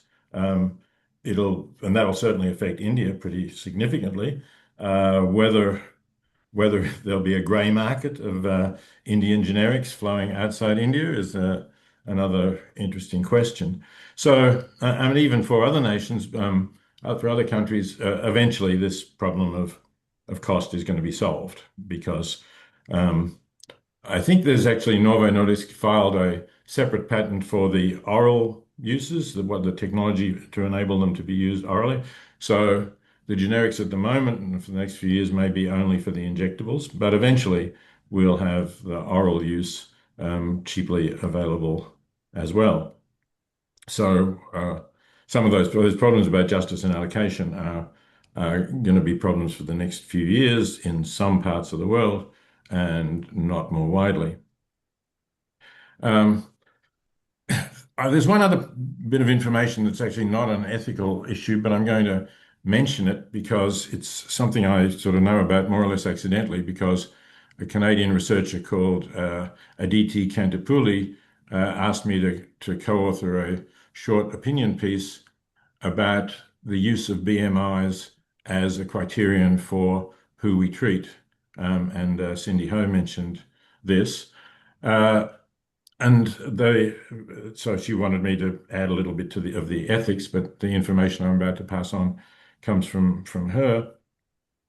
It appears that for South Asians and some Southeast Asians, BMI is not a good indicator of whether you are at higher cardio or metabolic risk because of obesity, or you can define obesity, of course, in terms of BMI, but there's something called the thin fat phenotype, which is quite common among South Asians, and it means that even if their BMI is lower, I think Cindy mentioned a BMI of 25 as being overweight and 30 as being obese, but the BMI can be as low as 23, and they can still be at high cardiovascular and metabolic risk because of the visceral fat that they retain in their body. So what the article that I co-authored with Aditi Kantapuli suggests is actually using a waist to height ratio, particularly for South Asians and some Southeast Asians, and a ratio of more than 0.5 indicates the risk better than a BMI index. I'll put that, when I finish talking, I'll put the link to that article in the chat for those who want to read it. So those are a couple of the sort of factual questions. Let me comment also on Kerry's comments about behavior. I think there's a lot of interesting questions about food behavior. I've actually been involved in trying to change food behavior in a rather different way for most of my life, trying to change food behavior to get people to avoid animal products, and specifically factory farmed animal products, because to reduce the suffering of animals involved, and to also the waste of food involved in confining animals and having to grow food and bring it to them. And I appreciate that it is extremely difficult. It's a lot more difficult than I thought it was going to be when I started writing about this 50 years ago. So that certainly will apply also to the issues that we're talking about here. But that, of course, does raise the question of, at what point do we say, trying to change food behavior is not going to be sufficiently effective? Because both Kerry and Nanette said that, well, we should try to avoid medicalization of this issue, which makes a lot of sense for a variety of reasons. And we should try to influence behavior. Agreed, if we can, but there's perhaps a point at which when we can see we're not going to succeed, or we're not going to succeed on a large scale, or we're not going to succeed except for a small percentage of the population who is at risk. And if that becomes clear, then the question is, how long do you try with food in those sorts of behavioral interventions? And I'm talking here, by the way, about individual interventions, about trying to get children to watch what they eat. There's another factor here that I think is relevant, given that we're talking about children, and that is that if we're talking about self-control, we know that the prefrontal cortex plays a major role in self-control and that sort of behavior. And we also know that that's the last part of the brain to fully develop. And in fact, it's often not fully developed even in people's early 20s, but certainly for people in their teenage years, even late teenage years, it's not fully developed. So in terms of trying to teach people self-control, teach children, younger children, say 12-year-olds, self-control, it's not, the biology is not necessarily fate. We will succeed better in some people than others, but we might expect people, in fact, to develop more self-control in their later teenage years than earlier on. And then the question is, what does that do about somebody who is 12? I understand that 12 is the limit for approval of semaglutides in Singapore, but I think that's not universal, and in some countries they may be used earlier. So to what extent do we try to encourage self-control? And if the argument is that medicalizing the problem will reduce the skills required for self-control, although Nanette, I thought, argued quite plausibly against that. But if that is the argument, then maybe they're going to learn these skills once they have a fully developed prefrontal cortex, and it's not absolutely clear how much the failure to learn them early on is going to affect that failure, that degree of self-control later on.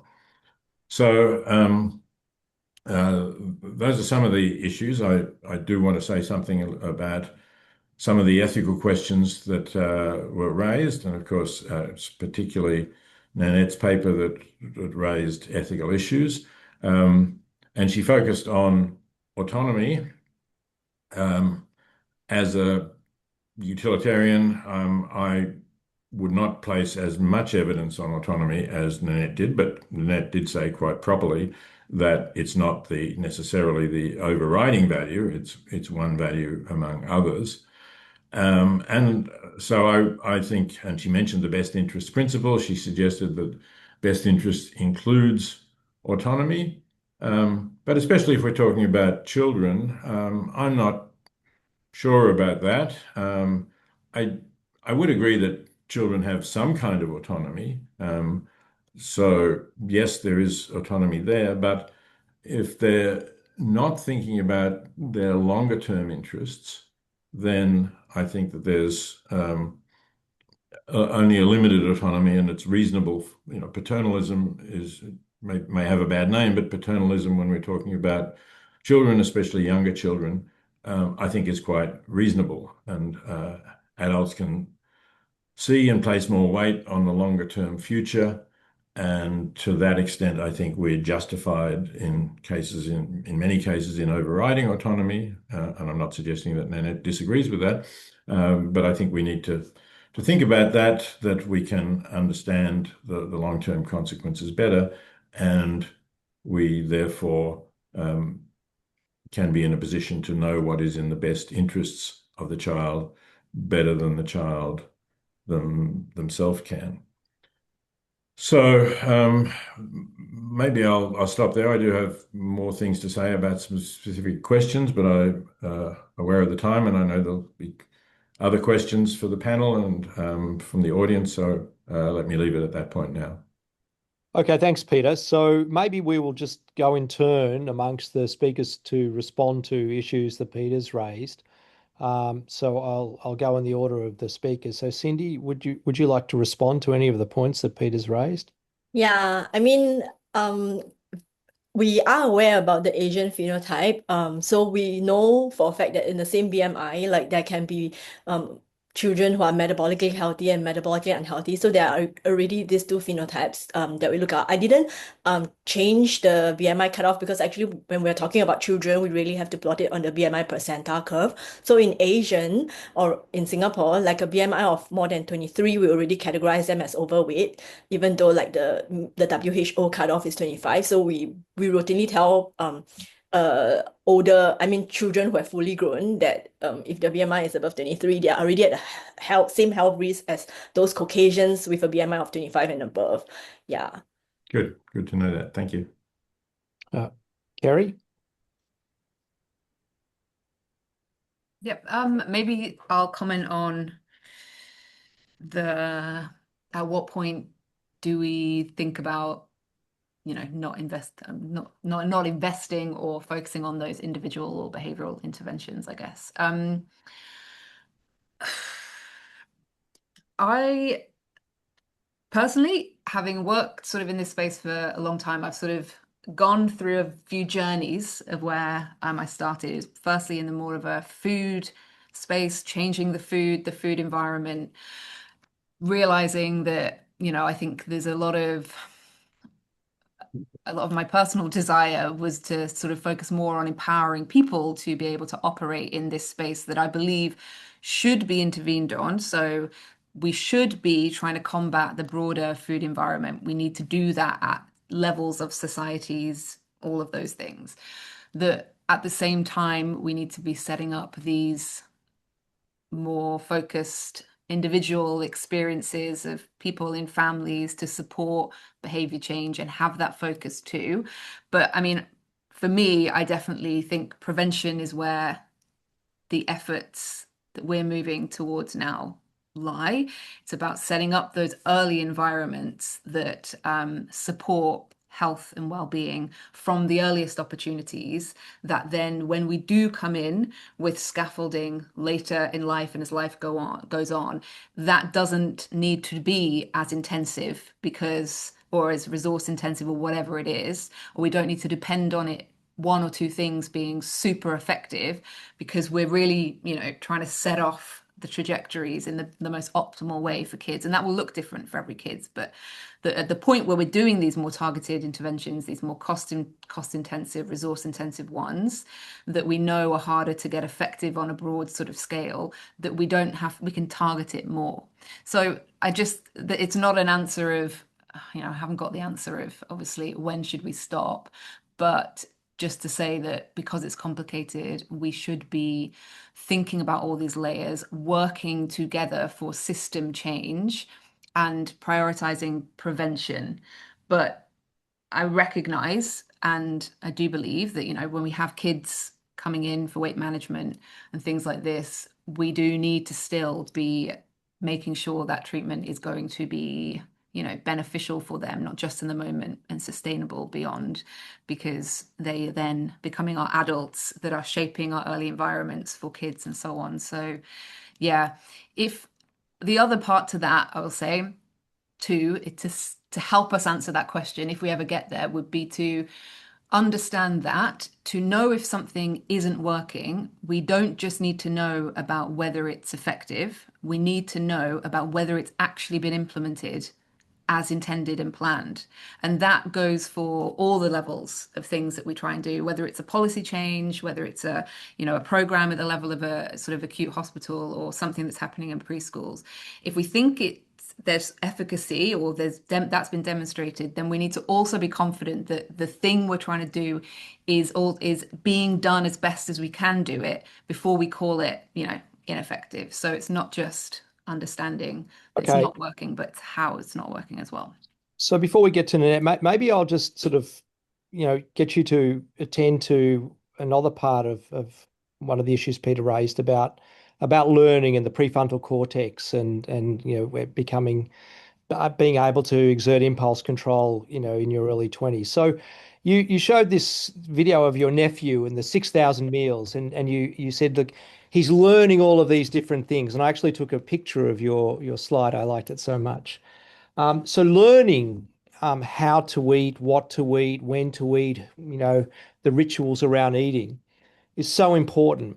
And so somebody might say that, sure, you can implement, different changes around Ozempic in terms of food availability, etc. But the child is not learning to control impulses because that's what the GLP-1s do. They remove motivation to eat.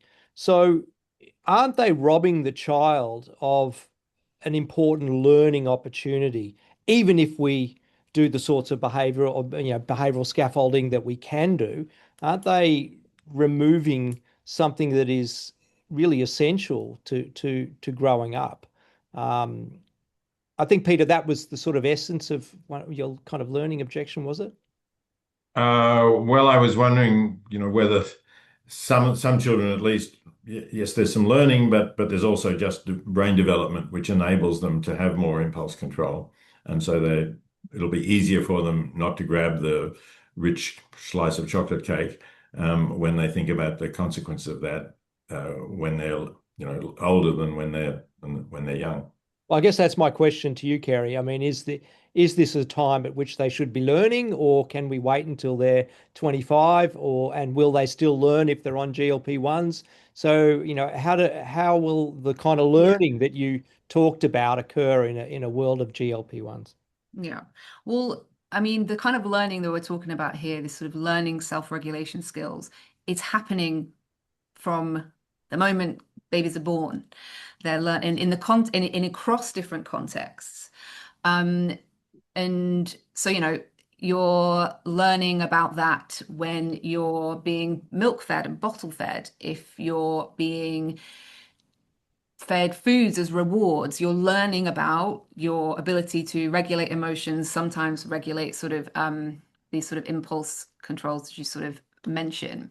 So we know things like, well, early childhood environments that promote sort of regulation, self-regulation are really important, and they're important for kids across all different domains, not just eating.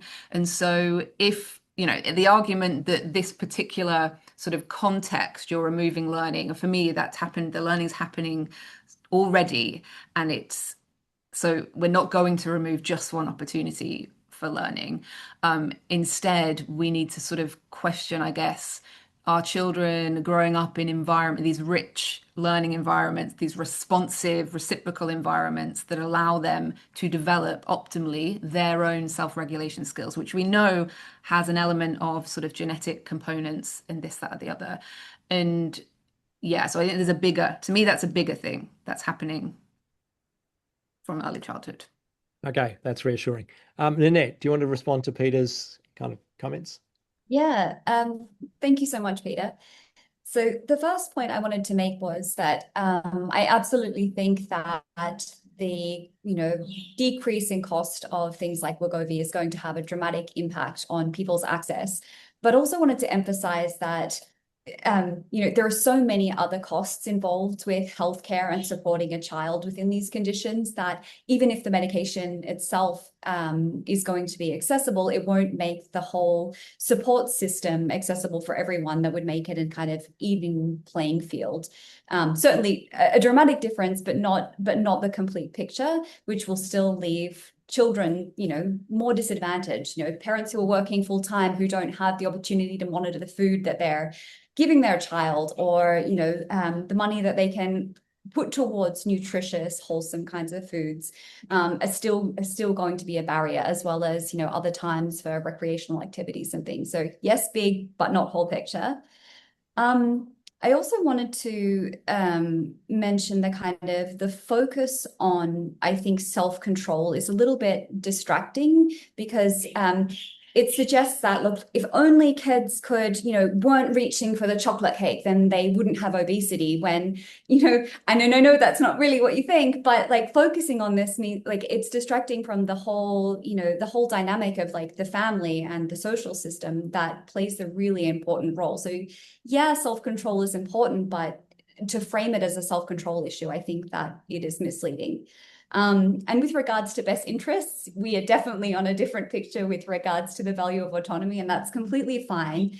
And I do think that there is absolutely a role as a parent in paternalism and making decisions for children. But I think that part of what respecting a child means is to respect the capacities they do have. And even if paternalism is warranted in some cases, I think it's just not the case that you have a right as a parent to use your child as a kind of, however you please, because you think it's in their best interest. I think that there's value in respecting the decisions children make just because they're the children's decisions as children, but also in terms of building them into autonomous people in the future. So yeah, paternalism, yes, but not always. And respect requires kind of respecting what capacities they do have too. Okay, so I'm going to see if Peter has any more responses, then facilitate an exchange between everyone. But I just want to follow that up on that and sort of put a bit of cheeky pressure on you, Peter, because you arguably created the animal liberation movement and classically think that eating is a moral issue. And you also think that obesity is a moral issue. You have one of my favorite pieces, sort of an opinion piece saying weigh more, pay more, where you argued that instead of weighing people's luggage, at airports, you should weigh the individual with their luggage and charge them according to the total weight for excess weight, because of course that contributes to greater carbon emissions on the plane. So presumably you're not just kind of committed to paternalism. Or do you think this is a moral issue? The kind of increasing weight of people and particularly children, and should these drugs be obligatory if they're shown to be safe and effective? So how much of a moral issue is this? Well, thank you, Julian, for reminding everyone of that little opinion piece that I wrote about weighing people with their luggage. I'll expect another tranche of abusive emails in the next day or two. But they might embrace it in Singapore, I think. Maybe not from Singapore, that's true. It depends on the nature of the audience. But I do think that the obesity epidemic has consequences for society as a whole. And in that sense, we talk about negative things like body shaming if you mention that people are putting on weight or that some people are much heavier than others. But there are actually consequences, and one of them is that a plane fully loaded with heavier people will burn more jet fuel than a plane fully loaded with exactly the same number of passengers, presumably paying the same prices for their tickets, who are significantly lighter. So if airfares go up because more jet fuel is burnt and jet fuel becomes expensive, then there is a cost that heavier people are imposing on others. And that was in a way the point of that article. And there are various other costs too. I've read that in the United States, where of course there's more of an obesity epidemic than in Singapore, people designing buses have made the seats wider, which again means that they can accommodate fewer passengers. Hospital beds have been strengthened because they need to bear more weight, and there are additional costs in that. So yeah, I mean, it's, moral issue tends to think that it's something really wicked if you're doing this, and I don't want to say that, but it's an issue with social consequences, and therefore I think society has some basis for intervening for that reason, as well as, of course, in order to promote the health and well-being of individuals, which, we could argue about how much their health and well-being is affected, and we could argue how much of that is things like social stigma and bullying, and which we could try to modify in other ways, although not necessarily successfully, and how much of it is simply the fact that larger people take up more space and require more resources to be moved. Okay, now you had some other things. Did you want to respond to any of the comments, or did you have any other issues you wanted to raise before we open up to the rest of the panel?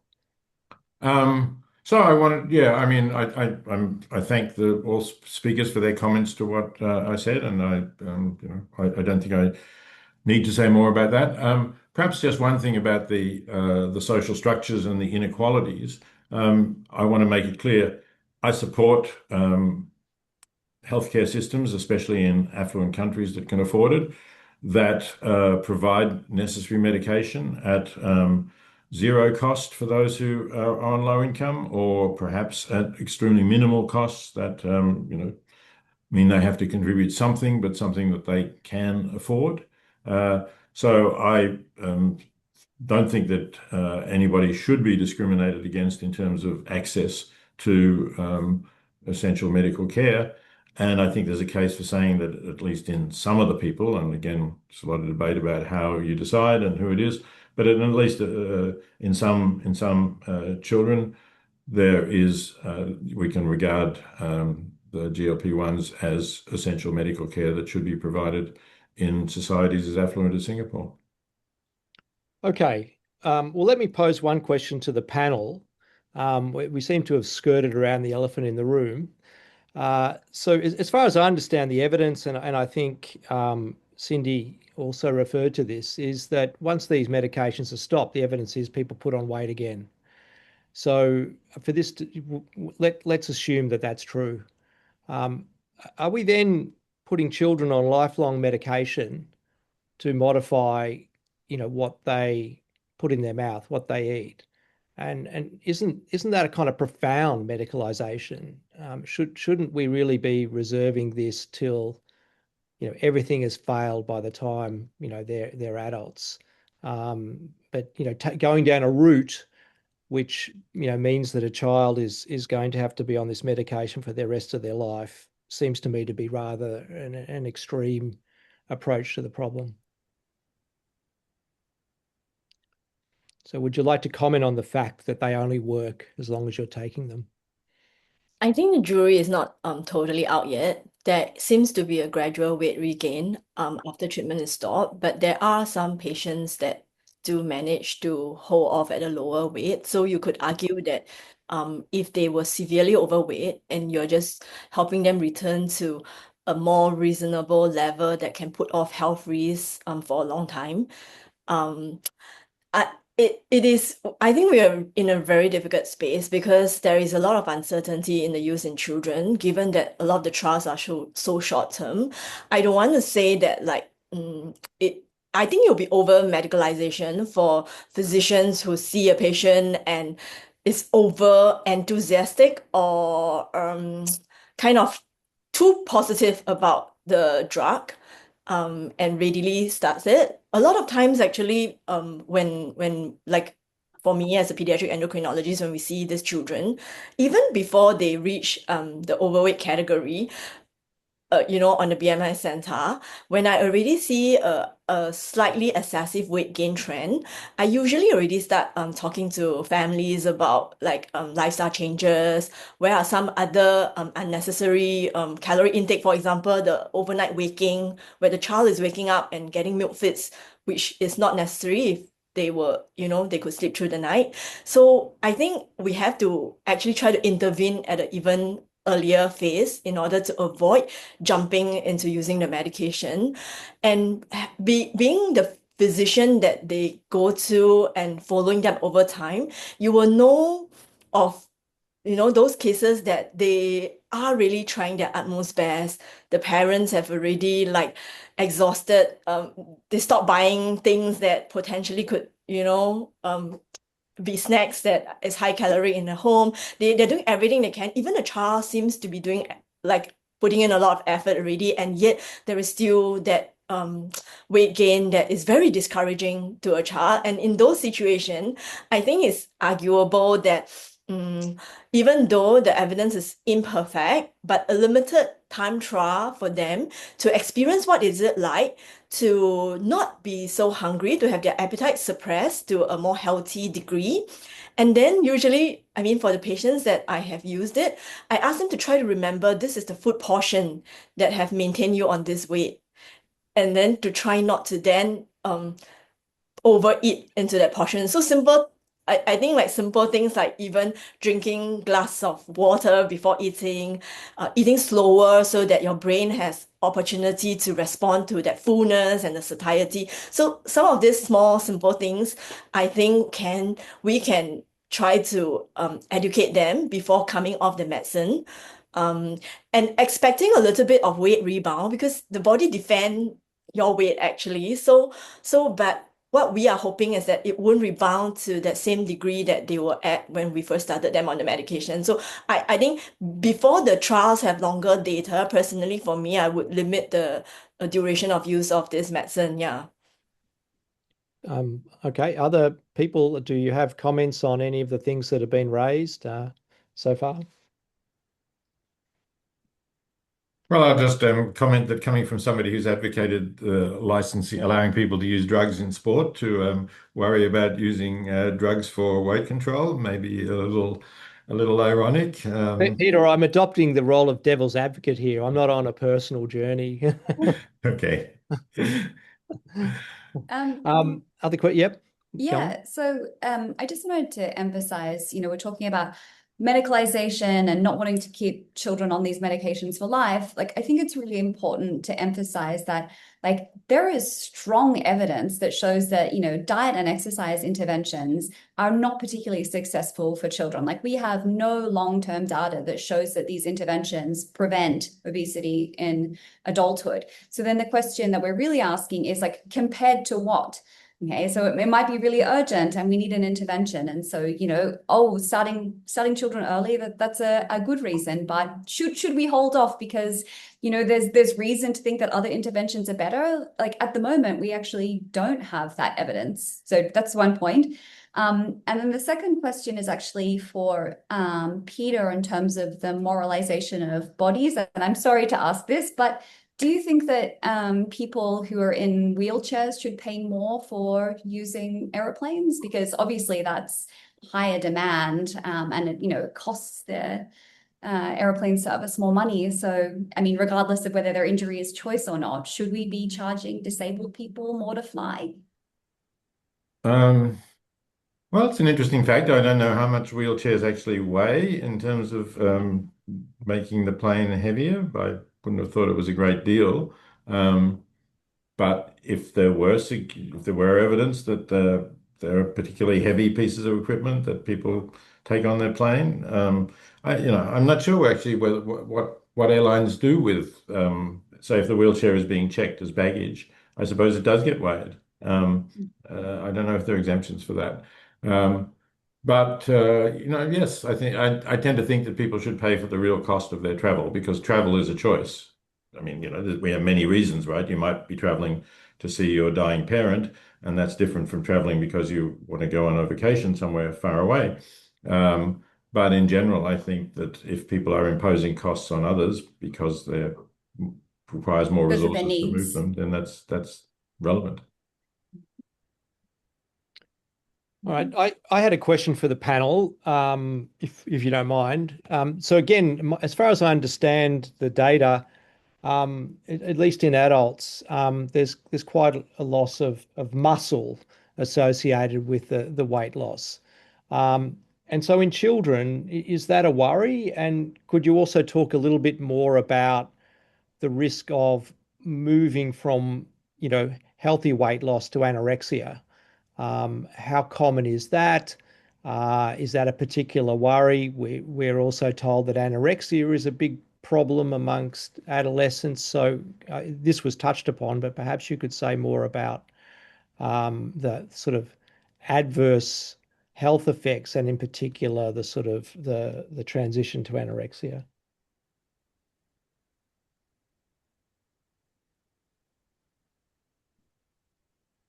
Cindy, maybe it's the most medical question. Maybe you can, or Kerry.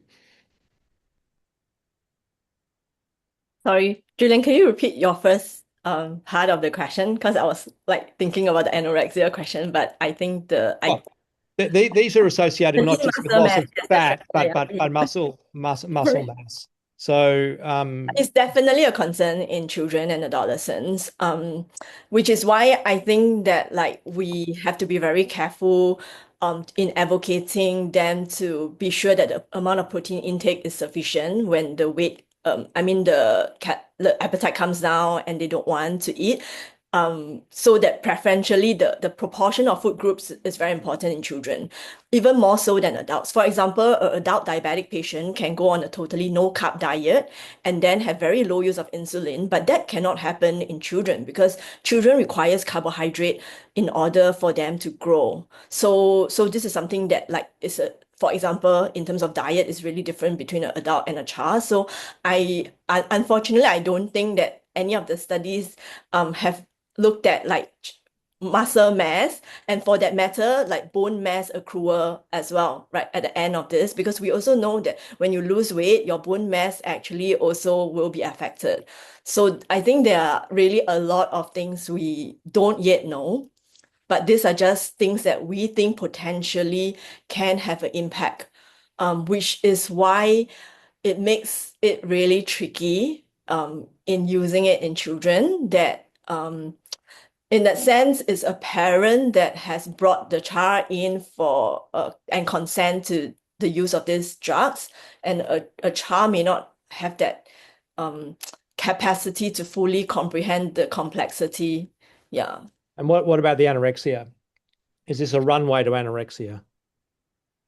Harry, do you want to answer I that? mean, I'll start to answer some parts of it, I suppose, in that so there's obviously concerns, but there's co-occurrence of obesity and eating disorders.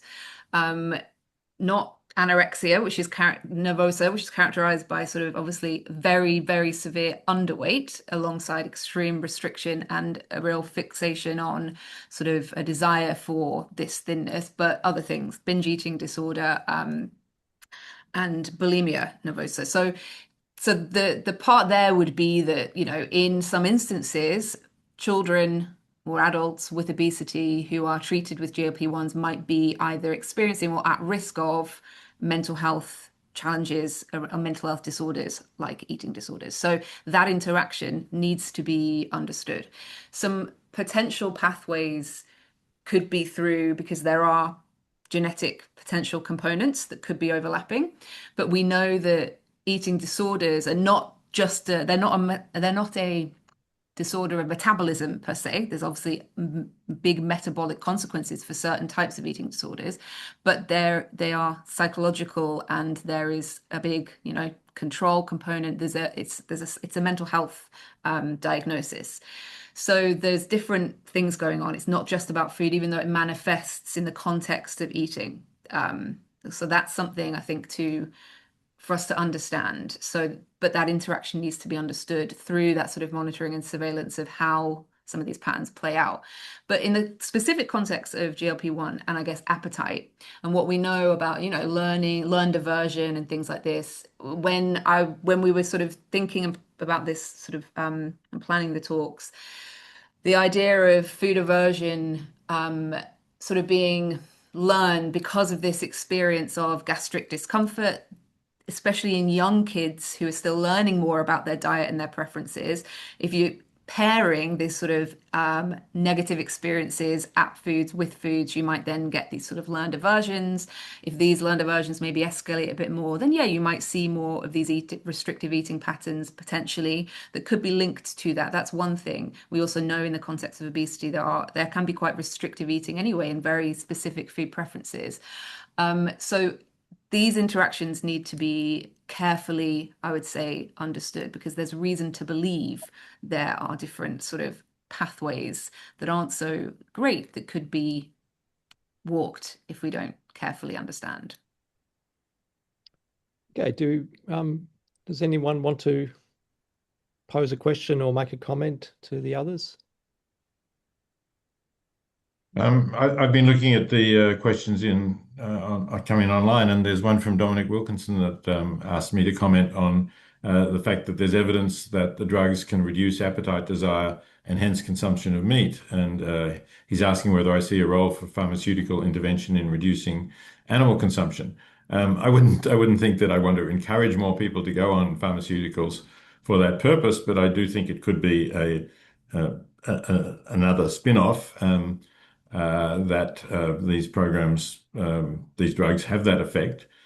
And Dominic also says, do you think that behavioral intervention programs for weight loss ought to be encouraging families to shift to plant-based diets? And he says, two ethical birds with one stone. Well, I don't want to kill more birds with stones, but apart from that, yeah, I mean, I think it's an interesting question.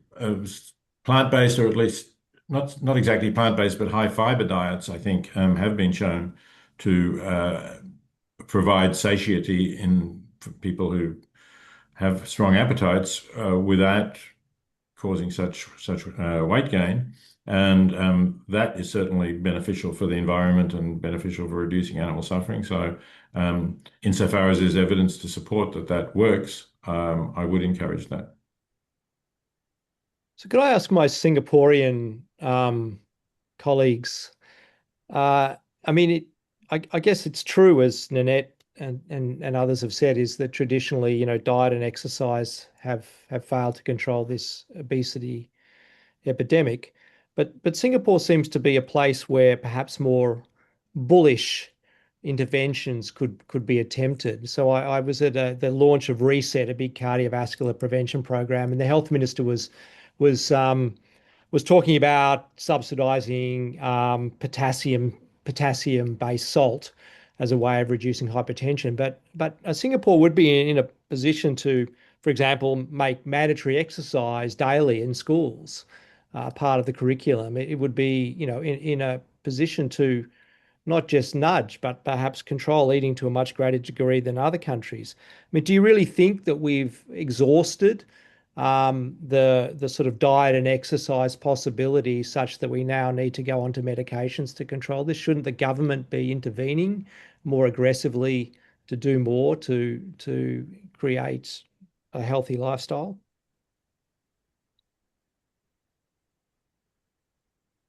I have a comment. I'm not Singaporean. I've been here 11 years, but I have a feeling of this comment about diet and lifestyle interventions, they fail, they're not effective, or they're less effective. And yet, like, the evidence in trials and things like this, and I'm sure in the context of being in clinic and giving lifestyle advice, and it's really not going anywhere, is the question for me is that that's only part of the behavioral and lifestyle sort of element that we need to take care of.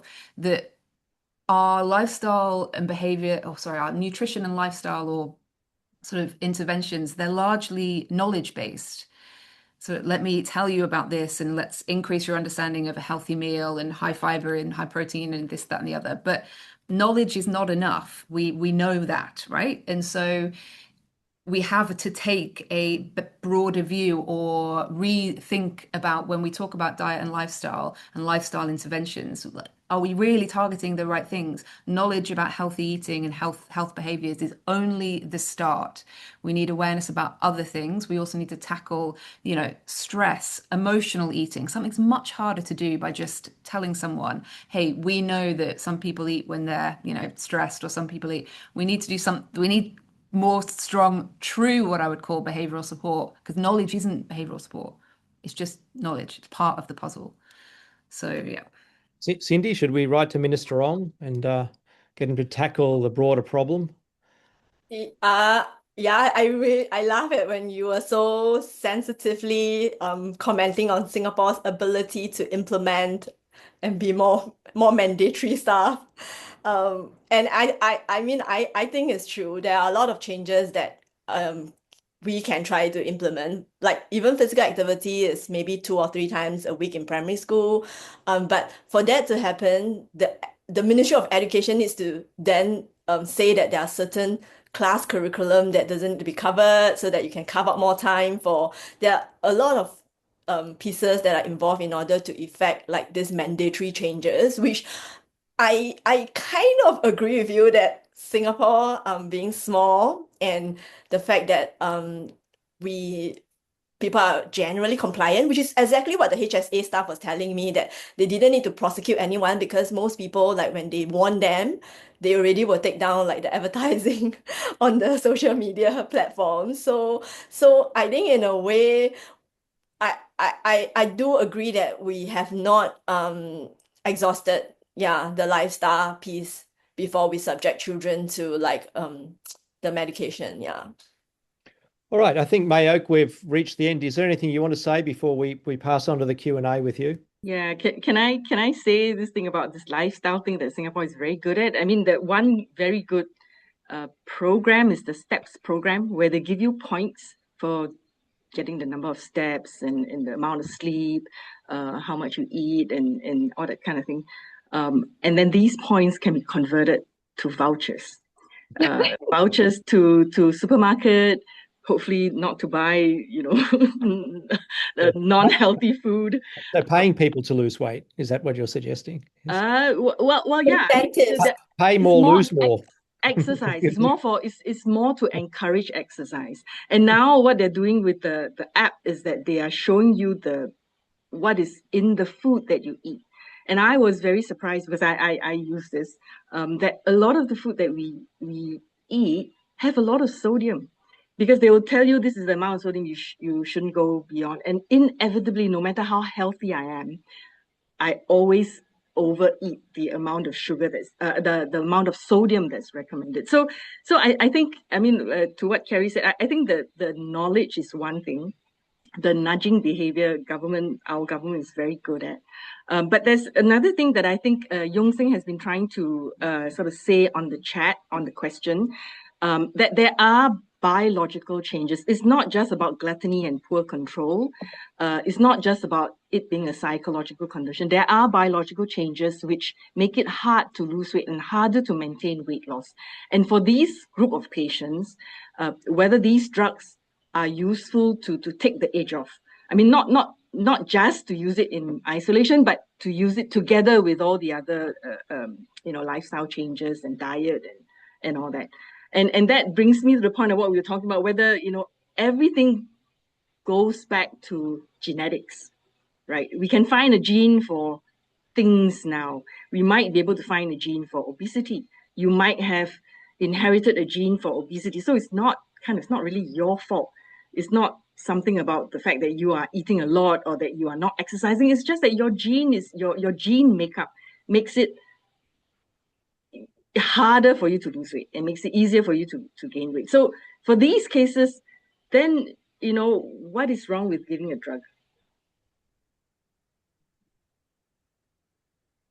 All right. Well, do you want to lead the Q&A on that positive note?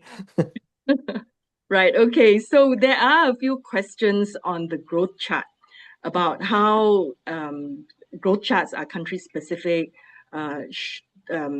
So this question is that given that our growth charts are country specific and given the explosive proportion of children who are overweight in the past decade, what does that mean for the future of growth charts? Should we define obesity differently than maybe Cindy?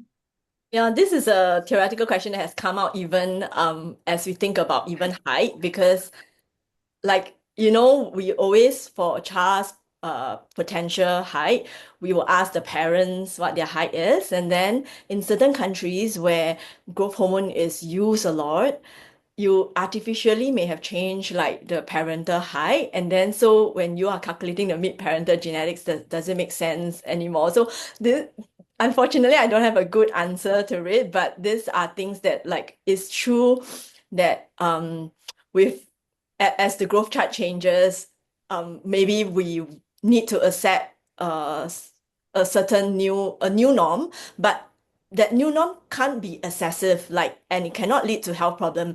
And a lot of times in the clinic, our focus really isn't that number. It's a lot of other things. And I would say that what Yong Sing brought up is something that when we talk to our patients, we will always clarify to the child that there are many components. Even did your mom put on excessive weight during pregnancy with you? Did she have diabetes during pregnancy?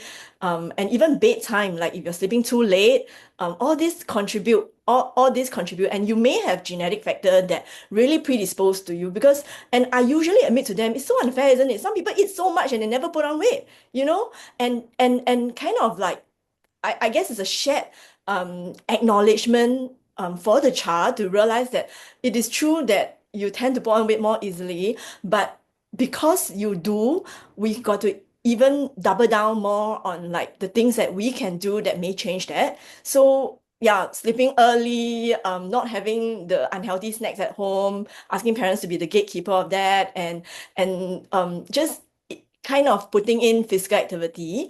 And we actually usually, like for me, I usually tell the child, the goal is not that you lose weight. You just maintain your weight to the next visit. That will be good enough, like, because you're growing taller. And I usually show them, do you see the growth chart? Children are supposed to put on weight. If children's weight is stagnant, they will fall off the weight center, which then will impact their height and growth velocity. So it's kind of helping the child realize that, yes, actually I can still gain weight, but at a more gentler pace. Yeah. Sorry, I digress from the weight, the theoretical growth chart question. One thing I wanted to say is that in Singapore, we are still defining our overweight range and the obese range on the Santa chart differently from international standards. So I think actually that's one piece that we may try to want to convince the school health clinic to change. And so a similar question is also, whether there should be a research into an absolute cutoff rather than percentile based diagnosis, which is what you were saying, right? Because in a population where there is high prevalence of obesity, it may be it may be that it may be possible for a child to be objectively at higher risk of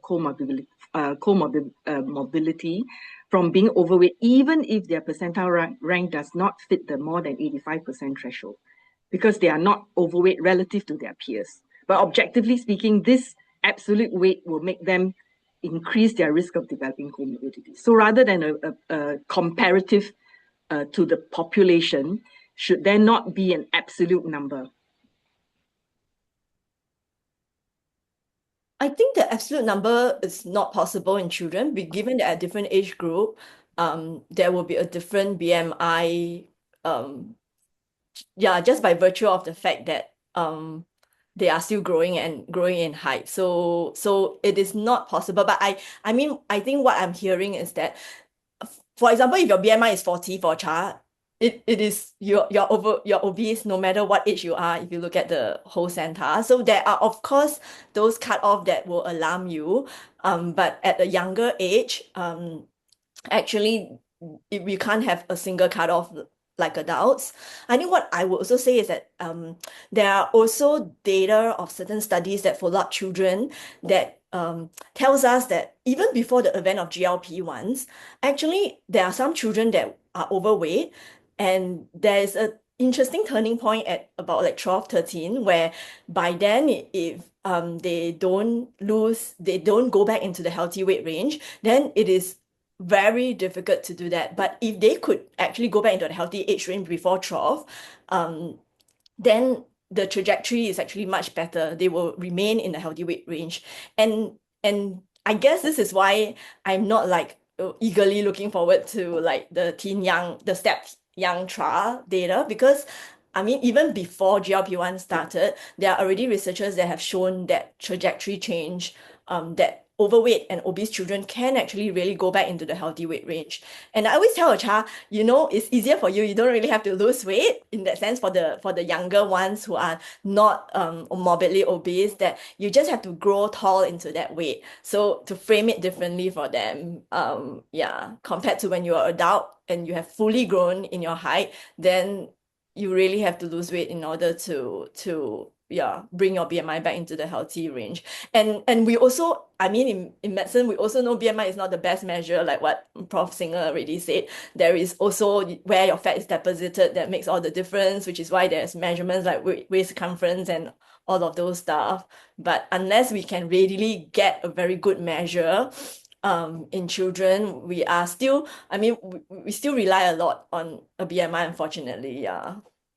I wonder, I mean, we're talking about weight and all that. It's actually what we are really preventing is the future risk of things like heart attacks and hypertension and diabetes. It's not so much the actual number of pounds that you have, right? I mean, if you are a big size person and your risk is low, I mean, I'm not sure, whether there are other ways of delineating what your risks are other than weight. We seem to be so sort of fixated on weight and all that. There are actually other things in play, right, in the mix.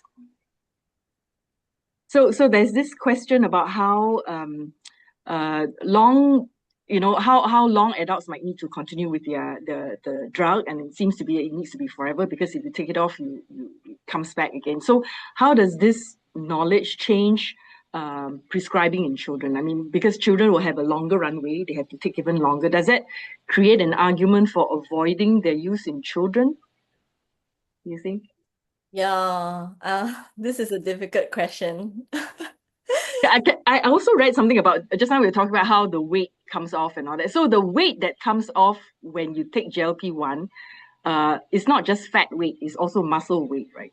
And when you take off the drug, the weight that comes back on tends to be fat weight and not muscle weight. Is that true? I think no one has looked at the body composition to say, or rather, I have not read any studies that look at how the body composition is, whether the weight regain, like the first 5 kilo, is how many percentage fat versus your muscle. Yeah.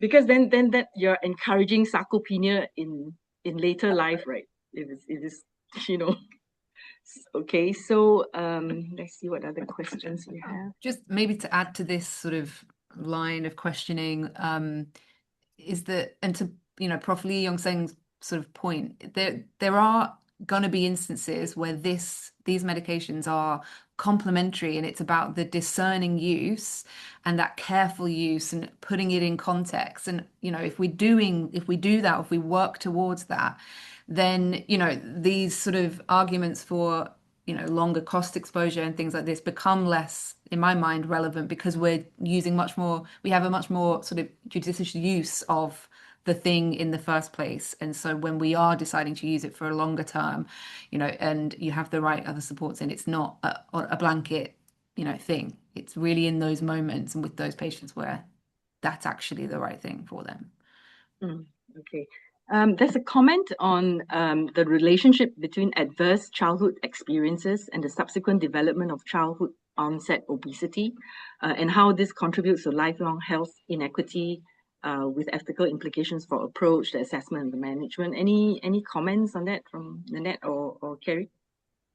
I mean, all I would comment is that, yes, this is one link that is out there, that early life adverse experiences that for some people, when I say early life adverse experience, it might be something that's happened in utero, right? Like a restriction of something that's happened in utero, and that then impacts sort of epigenetic development of your sort of health and behaviors post, once you're born and beyond, that can impact weight and obesity risk. That's one early life adverse exposure.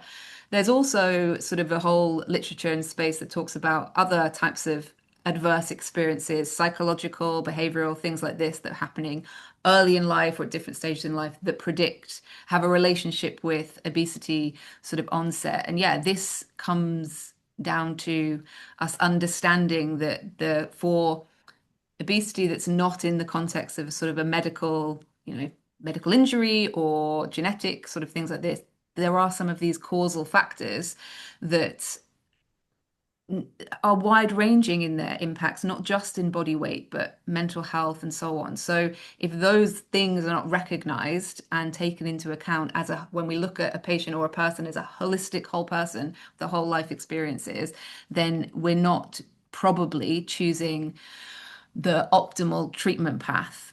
But that's a hard thing to determine at a time point here when we're talking about something earlier on, and definitely if it's something that's not easy to talk about in a conversation. Okay. Lynette, do you have any comments on that? Not anything particularly profound, but just that, yes, you're absolutely right that, starting on the back foot already is going to exacerbate disadvantage within this sphere and adds, complication to the assessment. Absolutely. Yeah. Okay, so I think we didn't have much discussion on the issue of justice and access and all that. Although I know Professor Singer was talking about how maybe the rich countries should pay more so that the access is equalized. So Yung Sing was bringing out this thing about there will be unequal access to anti-obesity medications for children, and what are the consequences? It's just going to make the disparities between those disadvantaged groups and classes, say the rich classes, even more. And so, how do we address this pharmacoequity so that we try to be fair as possible in deciding who should get the drugs? I think that's an excellent question and a really hard question, but I think one of the first things that we need to do is dispel myths about obesity that allow people to take the kind of position of moral superiority or, frame it in a way that this is just, it's just a matter of a weakness of will. Because as soon as we have these kind of framings, it means that we don't actually have to attend to any of the kind of systemic inequities. So I think working hard in our writing and our discussions not to let it slide into this is really important, but also in terms of talking about it with patients and making sure that you're not actually reinforcing this false narrative. There's a kind of, I think, a small step that we can each individually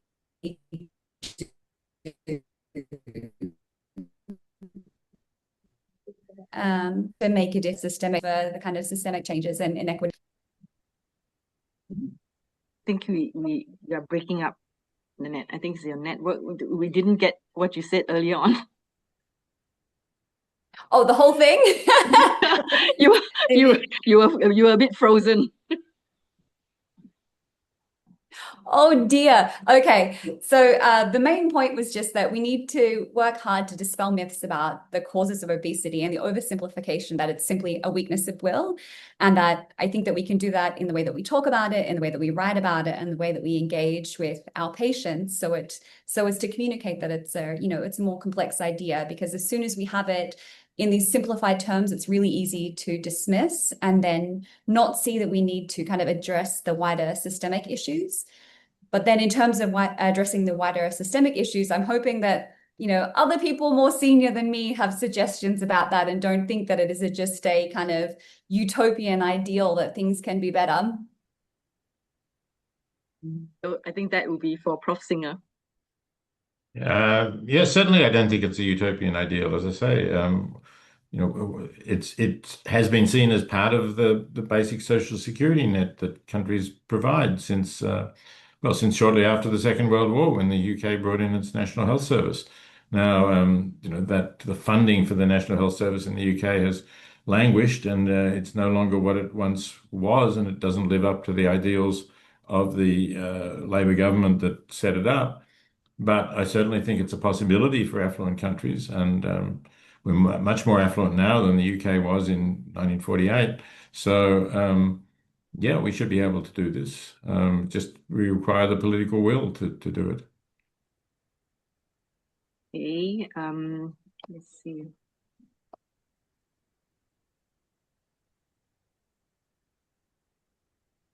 Okay, so Wissam was asking about how these drugs result in weight loss, not just from fat, but muscle and bone mass as well, and whether there are any long-term studies to show the effects of muscle bone mass decrease on the pediatric population, and whether the outcome justify the use of these drugs. I think that will be for Cindy.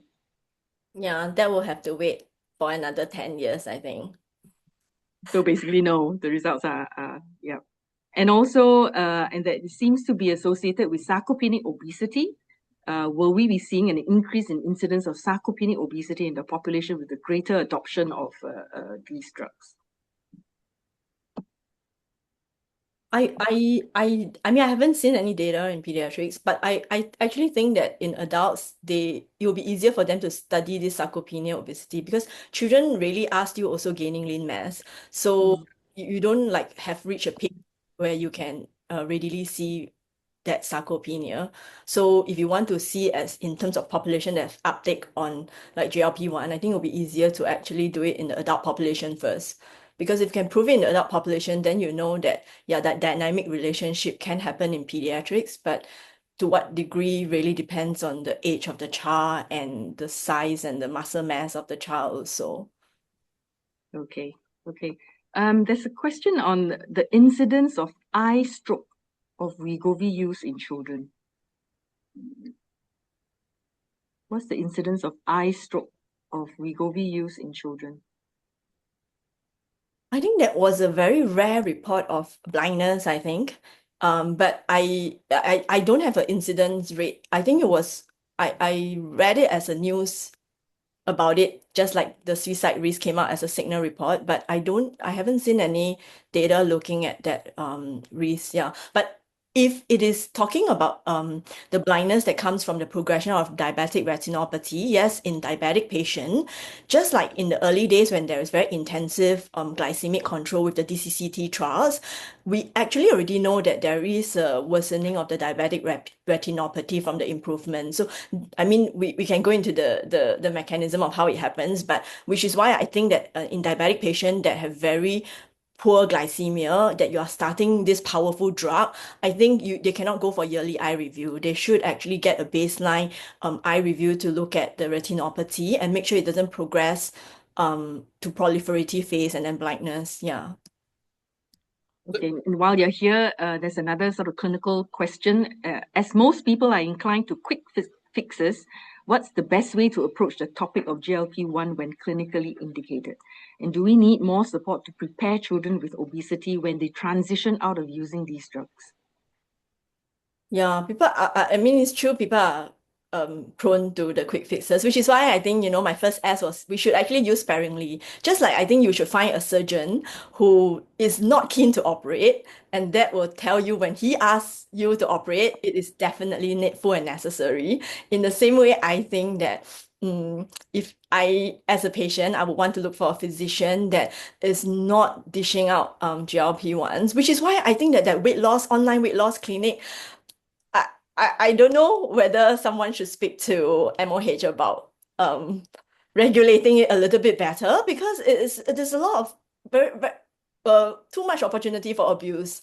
Yeah. So using it sparingly means that it is usually after really putting a lot of effort to help a lot of the family changes, doing family therapy. That means the whole family has to be on board, not just the child, which is always what we advocate for when we talk about weight with children. And to sufficiently know the family well enough to realize that when have they reached that point where they really will benefit from the help of medication and giving them a trial to see. So yeah, which is why sometimes, when you have conversations that is not the medical side of things, just chit-chatting with your patients, which is what we do, it takes more time, more consult time, and which means that the hospital need to be able to buffer in such time for the clinicians and not, have review visits too short. Mayo, can I ask Cindy a question? Yes. Okay, Wow. so Like you've talked about suicide risk, but in adults, these drugs are associated with a wide range of behavioral changes besides eating behavior changes. And they're also associated with anhedonia.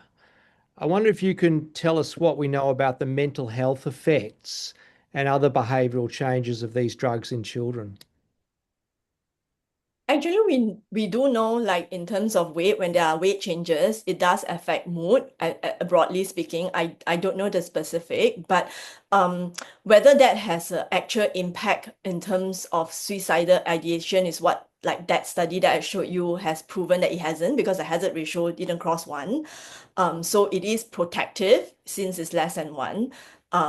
But in terms of like the loss of interest, I think a lot of the effect was mainly looking at how you don't just it doesn't just cause appetite suppression, but also inhibit the mood related overeating or the stress eating component.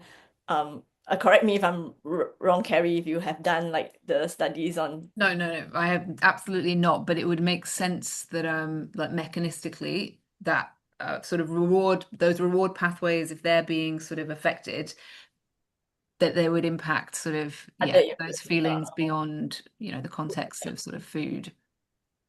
Can I just add a point, if that's all right? Yeah.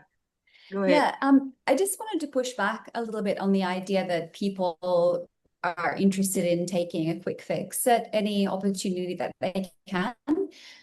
So Julian and I and our team actually did a survey on Singaporean attitudes towards Ozempic that's currently in write-up.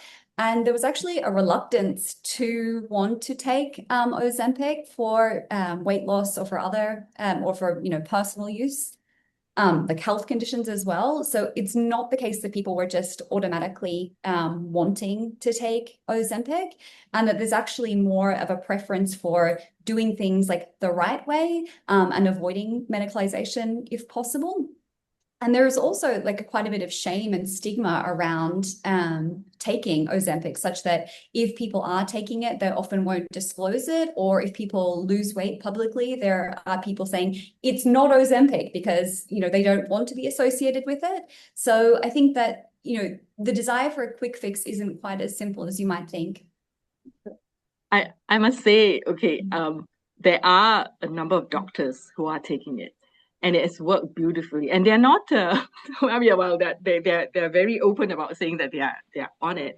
So I guess it depends on the context and on Absolutely. yeah. Prof Joseph has a question. He says, considering how little evidence we have about the use and long-term effects, whether it's good or bad, would it be reasonable to require that those who prescribe it are obliged to prospectively gather data that can better describe long-term outcomes? Yeah, I think it's a great idea. And I think that actually MOH should look into restricting the prescribing rights to certain specialty also. Just it's a little bit like how maybe like for Ritalin, we also restrict it to like the developmental pediatricians. So that we have a little bit more oversight about who's prescribing, and then but then in order to collect data, I'm all for doing it, except that we need funding to have ability to really prospectively collect the data. But I think it'll be very helpful. And I think it can't be just done in Singapore. Actually, I feel like these are the kind of studies that will be very beneficial if there is collaboration, so that we actually reach more data in a shorter span of time to inform our practice. Like I say, we are in a space where the evidence is really imperfect. So we are grappling and holding the tension of the use in some patients. But yeah, how do we get more data? It's a big question. But if any family clinic can prescribe it, it can be as easy as me logging in online to the telemed provider, giving some, and then having the medicine delivered to me, and who is to know how I am faring and what monitoring is needed. And the dangers of not picking out certain like SATA problems like Cushing syndrome with that weight gain of this patient. You are really doing the patients a disservice by just doing teleconsultation weight loss. Yeah. Yeah. And if one GP doesn't give it, and even if they go to a physical GP, if GPs are prescribing, if this GP doesn't give me, I'll go to the next GP. I will look for someone who is willing to prescribe me, So there's a lot of I think dangers, but unless the ministry is willing to step in and say, I think that we are in this space where it is not as regulated, if you ask me. Yeah. So are you saying that we should restrict who can prescribe such drugs then? I think in the beginning it'll be helpful. I mean, I personally will advocate for children and adolescents that are going to take it, that actually they should see even if they were started, let's say they can be seen by a general practitioner, but they should at least have a yearly review with a pediatric endocrinologist to monitor their growth, their puberty, has it got any effect?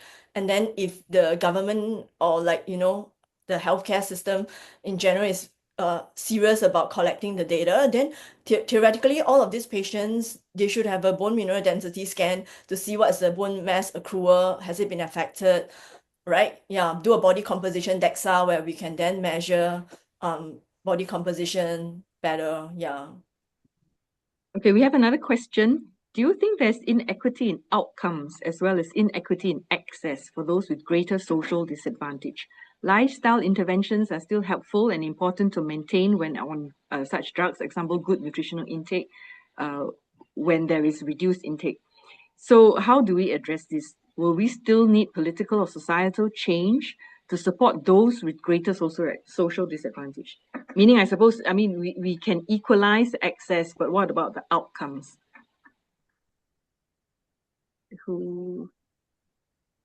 Prof. Singer, what do you think? It's very hard to equalize the outcomes. I think it's you can equalize access, but a lot is going to depend on, as the question actually says, on lifestyle interventions. And some people, come from active families where they will encourage their children to be active with them. Maybe go on family walks and encourage swimming and other such physical activities, and others don't. And short of a really totalitarian society, which I don't think any of us want, you are not going to be able to equalize those family traits and practices, which is going to have an effect on outcomes. Now, to what extent that will be a matter of correlating with social disadvantage is unclear, but it certainly could. So I'm wondering, I mean, because I attended a talk where you were talking about how access to ICU should be based on outcomes. If this person is not going to have is not expected to have a good outcome, really his place should go to somebody else who will have a good outcome. So in this sense, would it not be the same? I mean, if I equalize access, but some of the outcomes I know is not going to be good because they are because of the social circumstances, then am I not wasting the resources on these families or this patient where the outcome is, I know, is going to be poor? Well, it may still benefit the patient, even if the outcome is not as good as when it's combined with good lifestyle and good dietary habits. It may still have a large benefit, maybe even a larger benefit, because it may to some extent compensate for the poor eating habits and the lack of exercise. So what I was concerned with in the ICUs was where there wouldn't be as much of a benefit, and obviously age is one indication here. If you, like during COVID, if you just don't have enough ICU beds, I think there's a case for saying that the 50-year-old should get priority over the 80-year-old. And I say that though I'm getting very close to 80 myself. That seems reasonable if in fact, they both need to be in an ICU in order to have their lives saved. And so that's a different situation.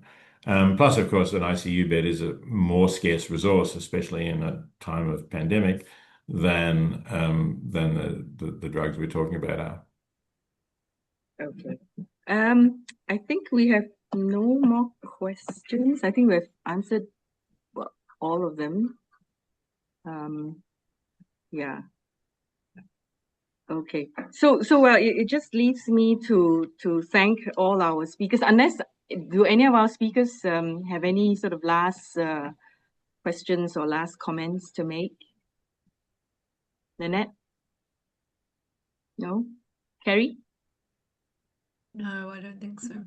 No? Cindy? I was trying to check on McDonald's app because from what I remember, a salad costs more than a hamburger, like a burger. So actually it can be expensive to eat healthy. Eat healthy.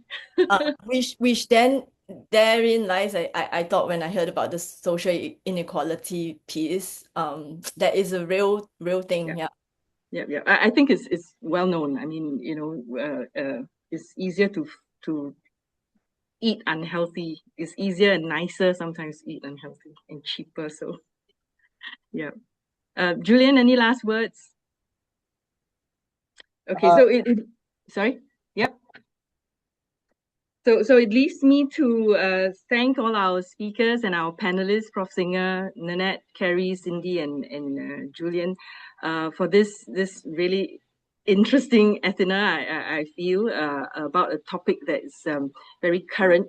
To the participants, the feedback is now on the screen. We'll really appreciate if you could give us your feedback. This Athena we plan to hold it yearly, and it would be good if you could tell us what are the topics that interest you. We also would like to open the organization of Asia Pediatric Ethics Network to anybody who's interested in children's ethics. It is an informal group. We have about like 2 main events a year, one of which is a full conference. This year is going to be in Bangalore in October, and it will be flashed out. So do think about going there. And then we'll have our Athena as well.